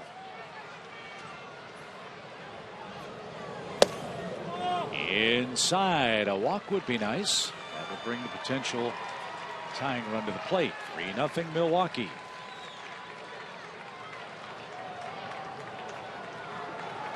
That would be an off speed, probably change up here or something.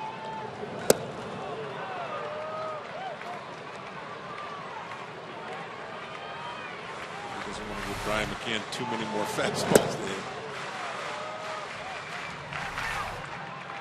Short slider there. Yeah, it was definitely wasn't a change. Fly ball again towards center field, but again Brian just missed it. Schaefer puts it away, and that retires the side. No runs, a hit, a man left. 8th inning in Atlanta. It's all Kyle Loesch and the Brewers who lead by 3.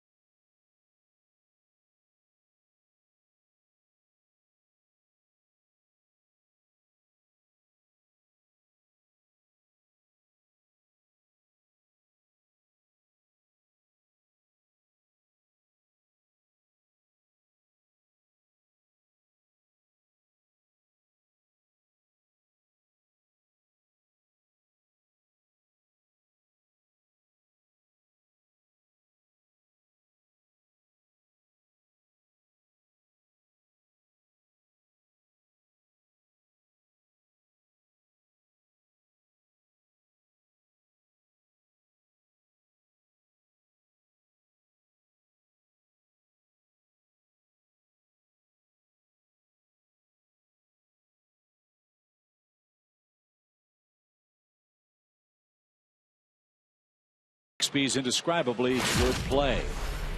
Well, I don't know if it's good play or not, but here's what happened. Big swing on the first pitch. Obviously, Gomez had something in mind tonight. Next pitch. Homer, watch. Smack talk. Braves telling him to run, including Freddie Freeman yelling at him. And then he couldn't quite get to home plate. And then it was on.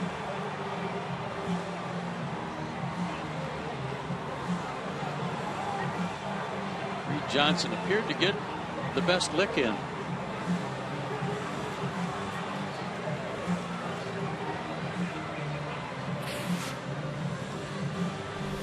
That was the top of the first, folks. Yeah, that's all Milwaukee's needed tonight behind Loesch's 2-hit masterpiece to this point. Paul Mahalem's out after 7 innings of 3-run, 8-hit ball, and it's Anthony Favaro answering the AT&T call to the bullpen.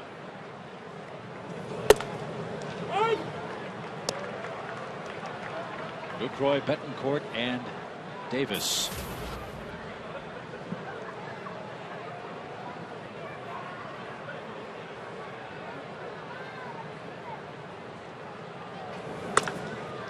Line to the left.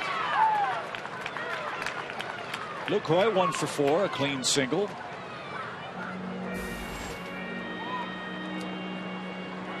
And that's the 9th Brewers hit.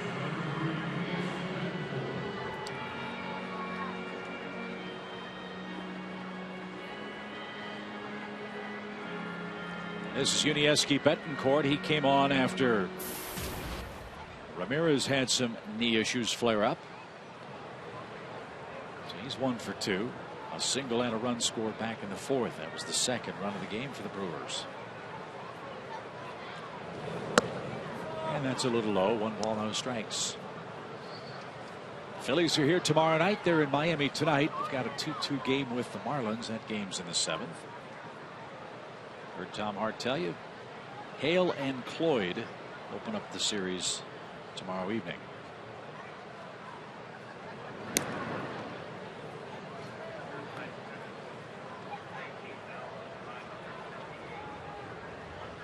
$19,558 the paid attendance.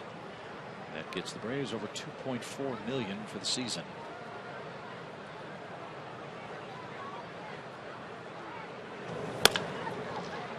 That's past Elliott Johnson into left field. Back-to-back hits greet Anthony Favaro in the 8th.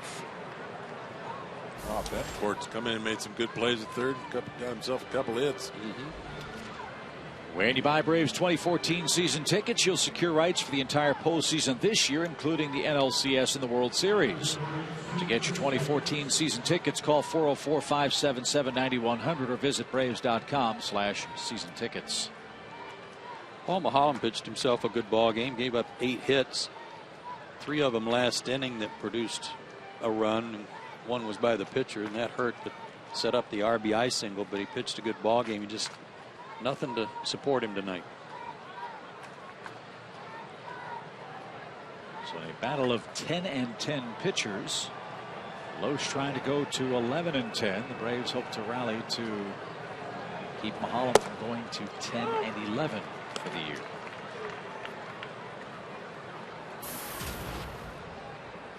The way Loesch's pitches is hard for me to envision him losing 10 games. Man. It's a lot of decisions, though. It goes deep into some games. 0-1 for Chris Davis.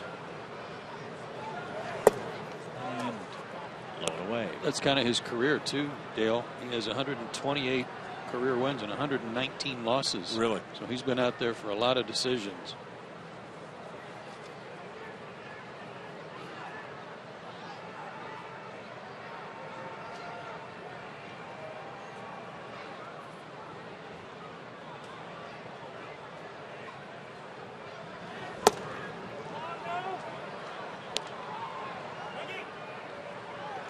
He's kind of like Chris Medlin, though. I compared him to Medlin the way he's pitching. Through the end of May, he was 1-6. Kyle Loesch. And then got it going.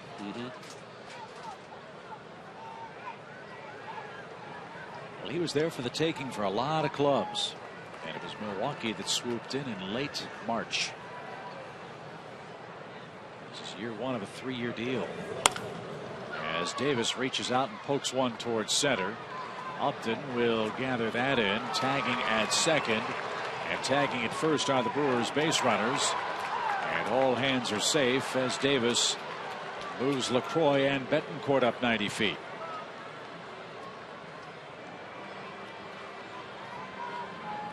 Well, I liked how BJ got back under it and got in good position to throw. Unfortunately, you got to throw that ball to second base, keep the double play in order. Like he had trouble getting the ball out of his glove too. I'm not sure,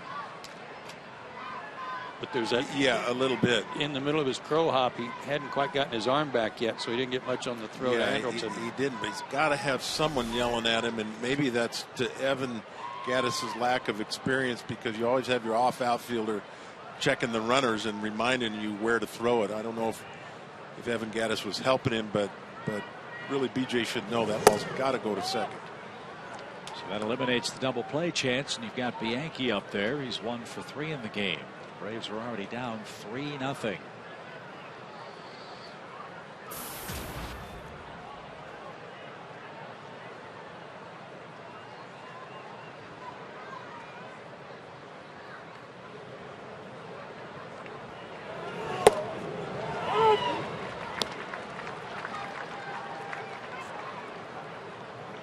As great as the Braves have played at home this year, they've had some series against losing teams that really have you scratching your heads in this ballpark. If Milwaukee wins this game, they'll take 2 out of 3 in Atlanta.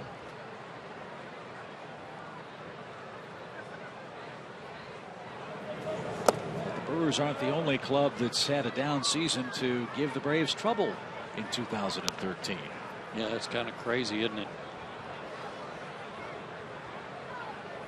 Only the Tigers have a winning record among teams that have won the season series against Atlanta. And they will join the Marlins and the Mets and the Padres as only teams to win a series at Turner Field if they hang on and win tonight. 3 balls and a strike to Bianchi. That's why it's so interesting to talk about who's got the favorable schedule, whose schedule looks tougher than the other major league teams for playoff position. Doesn't matter, you got to play the games. And Milwaukee,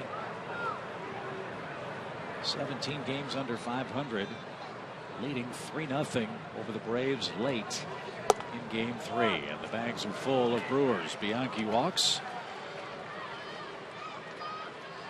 and Anthony's having a rough patch, and he'll be visited by Roger McDowell. His fastball has been kind of in terms of velocity up and down tonight. He's been 90-91, and then the last pitch was 96.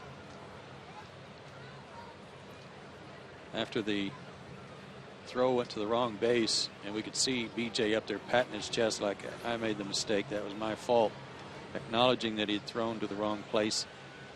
That set up an open base at first base, so the walk's not altogether a bad thing here. You now have a force set up everywhere. Alton already with an RBI tonight. That came on a sacrifice fly. He's also singled. It was on a 2-strike pitch from Mahalam in the 2nd inning. He took a called 3rd strike in the 7th. Bases loaded for Milwaukee. 1 man out. 1.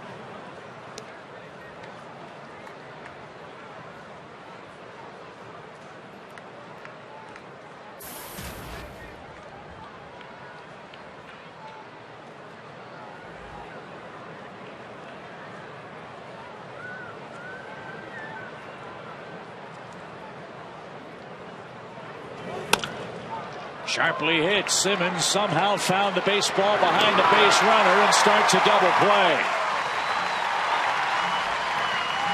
You're right, Joe. The walk altogether worked out just fine for Atlanta. Alton's doubled up. The Brewers out of luck in the 8th, and it's still a 3-0 score.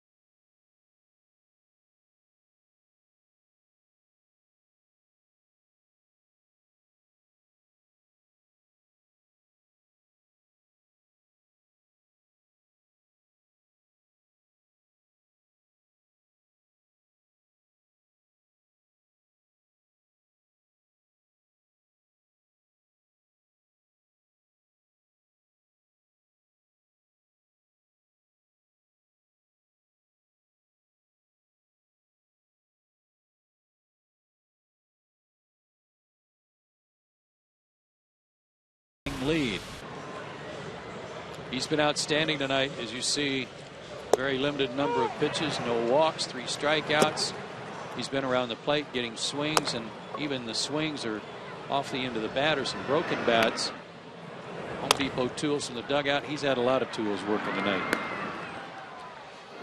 And it's been a very, very lucrative night for Kyle Loesch. He surrenders a first pitch fly ball off the bat of Chris Johnson. And Aoki in right field is there for out number 1. Kyle Loesch had an incentive clause built into his contract that he signed in late March for the Brewers. Once he got to 190 innings, he picked up an extra $350,000. He earned that bonus with his first out in tonight's game.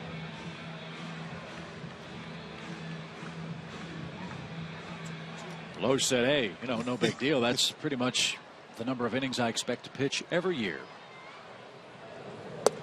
I like incentive clauses. I mean, Absolutely. I think it's good for both sides. The team's happy to pay you if you reach certain milestones that they know if you get there, that's a good sign for them. So it works good for both. I mean, it's not like he signed a bargain basement contract. If he's getting $11 million on average a year to start, that's pretty nice base. Yeah, you guys, what's that like? Laser. Just all right. Yeah. 1 ball, 2 strikes for Elliott Johnson. You might recall at the trading deadline or shortly afterward, when the Braves were rumored to be in the hunt for a starting pitcher, Loesch's name was dangled out on the waiver wire, and it's apparent that the Braves claimed him. Milwaukee obviously pulled him back. And the Braves did not add him to their roster. Loesch making life tough on Atlanta as he goes upstairs to get Johnson with a fastball for his second out. Is that the way that went down?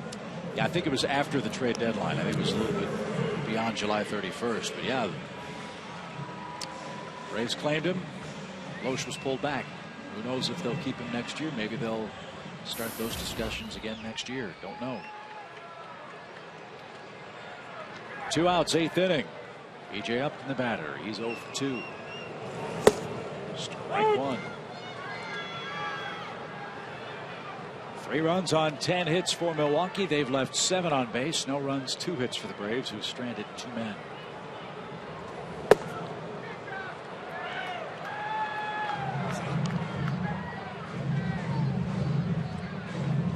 Well, you got to like what you see and you like what you hear when you hear him working with a young pitcher in Thornburg last night, and he adds a lot to a ball club, not just what he does on the mound, but does in between starts. He gets the Braves in order in the bottom of the 8th inning. Loesch with 5 strikeouts. He's thrown 80 pitches through 8 innings.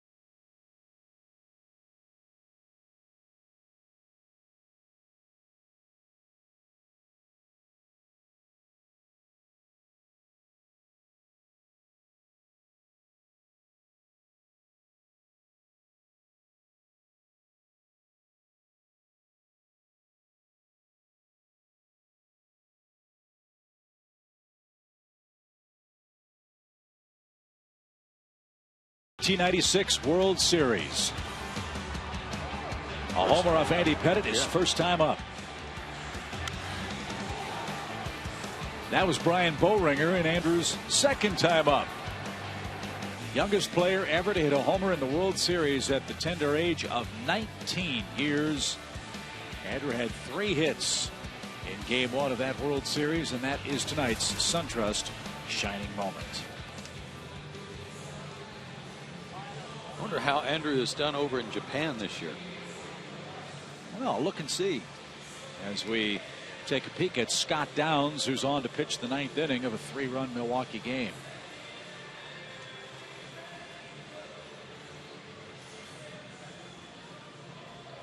'24th game for Scott.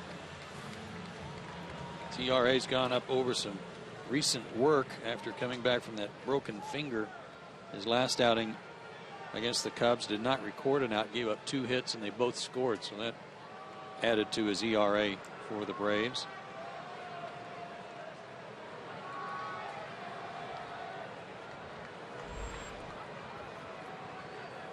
He'll face Scooter Gennett.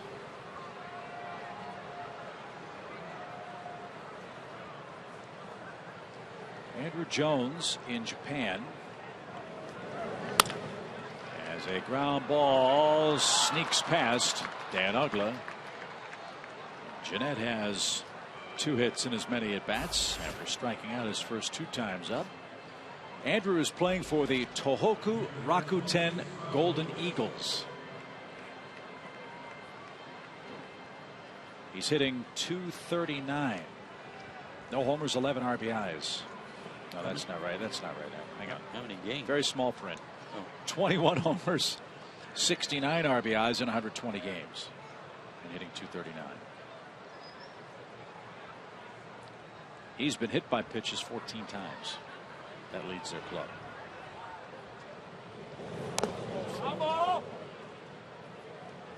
You ever think about playing in Japan, Murph? No, I didn't. At the end of my career, I wasn't healthy, so you know, no opportunities.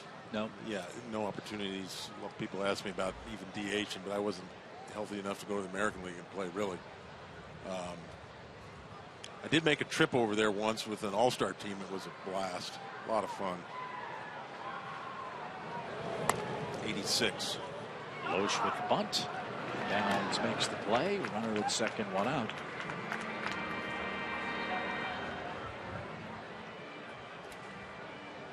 And after the sacrifice, the top of the order comes up for Milwaukee. We'll have AT&T present Braves live after our ball game tonight. Freddie Gonzalez will talk about the happenings in the opening inning. You get sound from the locker room and tonight's highlights.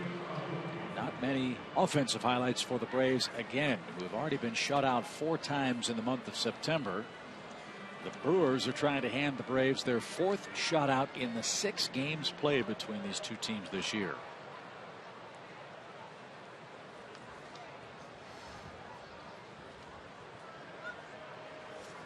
One of the concerns about Scott Downs in recent days, and especially when he's considered a left-handed specialist to come in and get lefties, is that they're hitting now .333 off of him.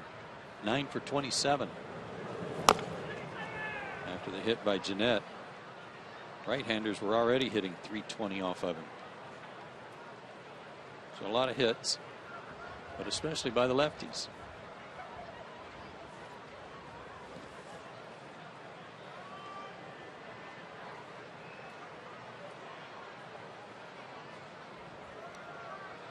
Well, a tough lefty here in Aoki.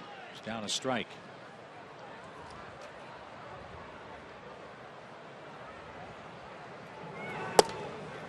There's a good pitch.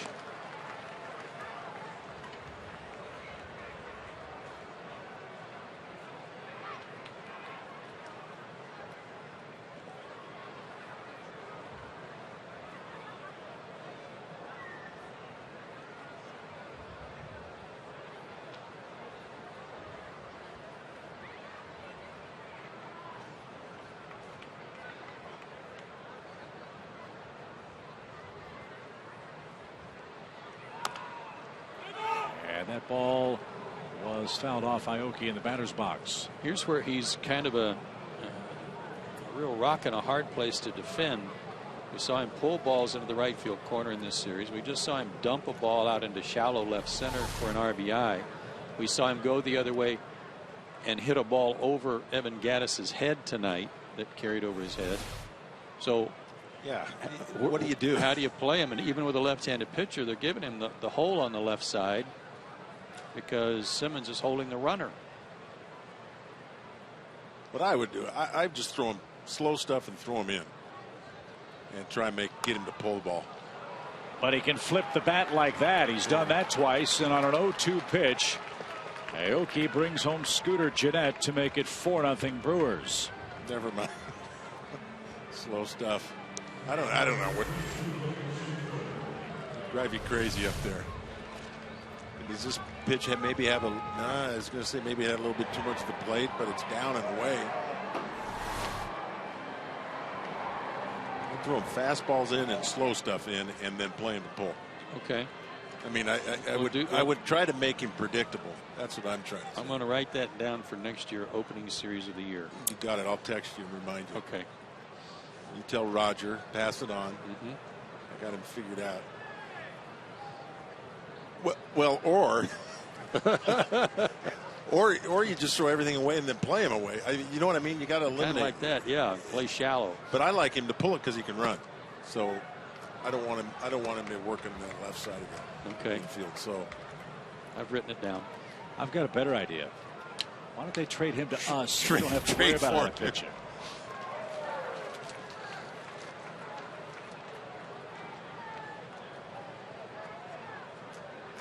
Three more hits for Aoki, 2 more RBIs for him. How many hits does he have now? 168 hits. And in this day and age, an astounding on base percentage approaching 36%.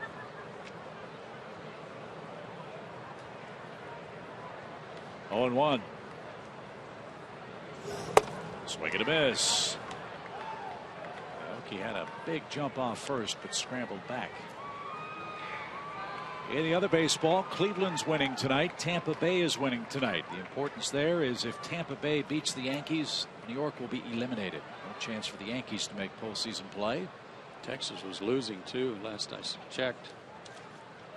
Texas, they are sinking. They are only 3 games ahead of Kansas City.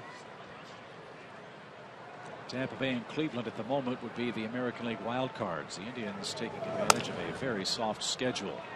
Johnson fields and flips to Simmons, and the return to first is late. Aoki is forced out. Logan Schaefer beats the rap at first, and there's out number 2. Let's look at the AL wild card standings up to the minute. A lot of discussion, guys, about the apparent disparity for the Texas Rangers versus what Tampa Bay and Cleveland have to go through. Texas plays in the same division as the Houston Astros. We're having an awful year again. 107 losses. And Texas has blasted Houston this year. 16 out of 18 wins. They've come back, and they're now leading Houston 6-3. As Scott Downs will be taken down. And we'll continue that AL thought thread when we come back to Atlanta with Milwaukee now up 4-0.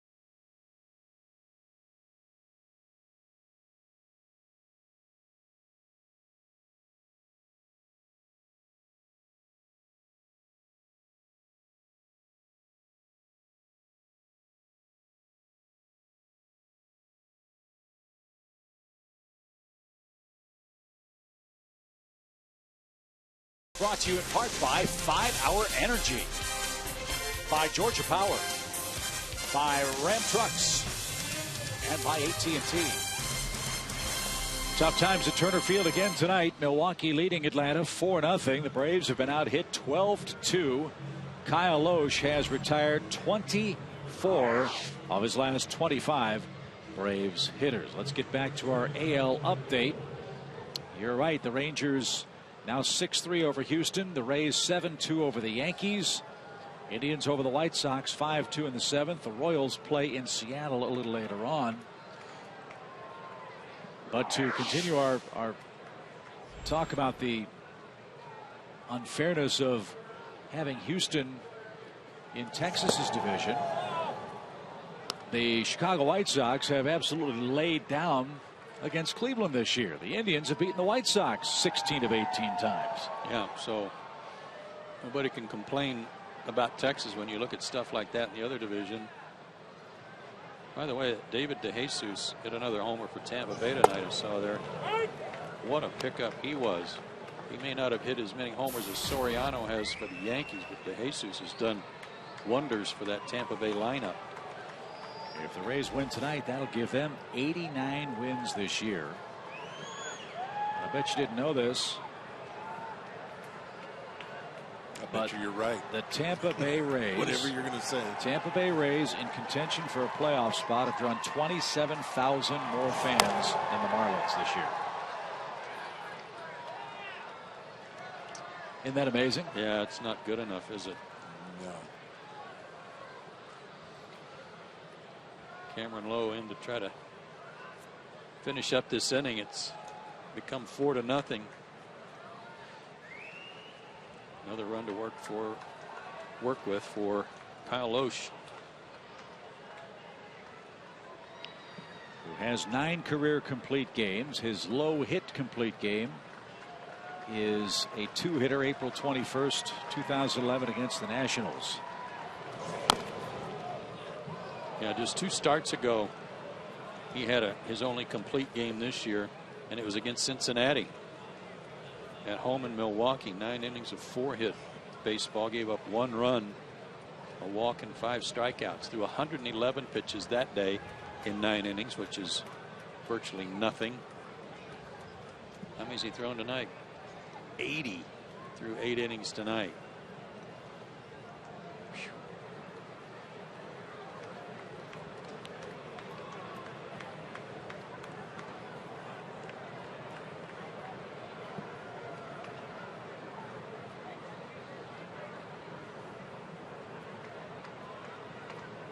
One ball, 2 strikes.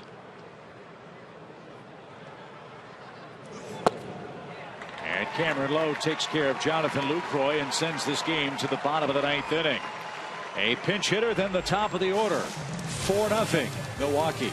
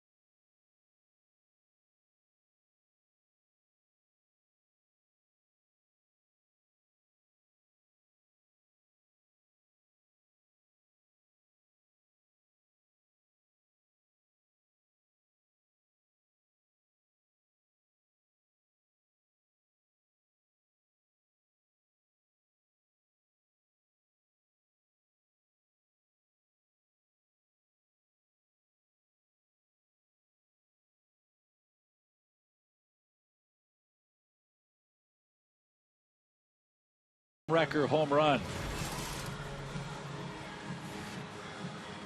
Has to do with pinch hitters and pinch hit home runs. The Nationals with 7 lead National League teams, and then 5 teams tied with 6, including the Atlanta Braves. Reed Johnson will lead off for Atlanta here in the 9th. He already has 1 hit tonight.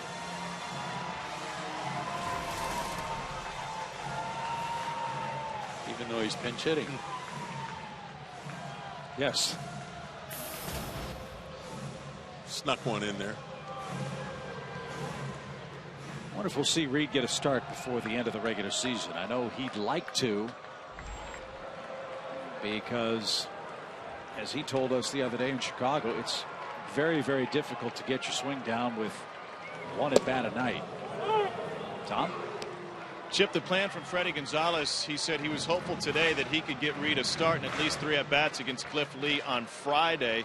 The other plan, he said, is he still tries to work his way back, is that they can still send guys to Instructs. Little pop, shallow center. Jeanette avoids the umpire and hauls it in for the first out. So especially with that 3 days off before the division series started, especially if the Braves had the luxury of starting at home, and they would should they finish with the best record in the National League, they could still send some guys down to Orlando, guys like Reed Johnson, give them a chance to face live pitching, to get some at-bats there, and most importantly for Reed, get some running in. Yeah, I think he really needs to test that Achilles, Tom, before they decide that he's on the postseason roster and don't know.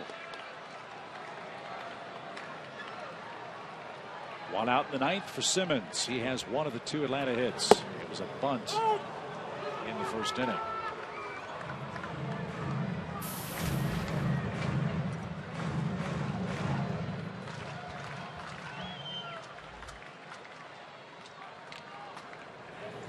Taking nothing away from Kyle Oesch, but you can only wonder how differently this game might have been played from a Braves offensive perspective had Freddie Freeman gotten even 1 at bat tonight. He was kicked out after the fracas with Gomez in the top of the first.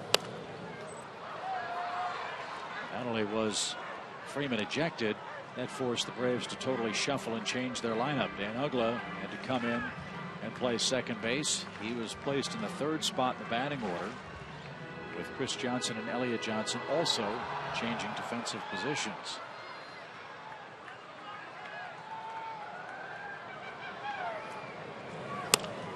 Popped up, shallow center. Logan Schaefer is there, and Loesch is 1 out away from a complete game shutout.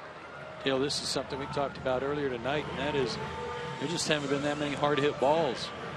McCann, we thought, hit one out of here earlier tonight. B.J. Upton hit one to deep right in the 3rd inning. But really not much other than that I can remember. Yeah, no, it's been all Kyle Oesch. Pinpoint control, mixed his pitches up well. Not really, what can you say? I mean, you hit a few balls hard and you hit them right at him. Well, that's one consolation, but haven't hit the ball hard tonight. And before this furious comeback that's coming up here, I just want to say thanks, guys, for everything. This is my swan song tonight. Oh, that's right. So I want to thank you guys and everybody in production and Fox for having me this year. Again, it was a great time, and you guys finished strong, and we'll see you down the road. Thanks great for having you here. It was a blast.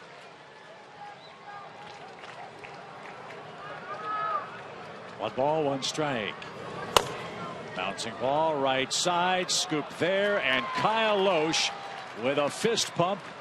And a well-deserved fist pump indeed. A complete game 2-hit shutout as the Brewers take 2 out of 3 from the Braves.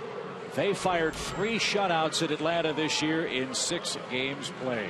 Make that 4 shutouts for Milwaukee in 6 games played. Amazing. 3-hit shutout in game 1, 2-hit shutout in this one. Braves offense blanked for the 5th time in September. 4-0. It's Milwaukee's turn tonight.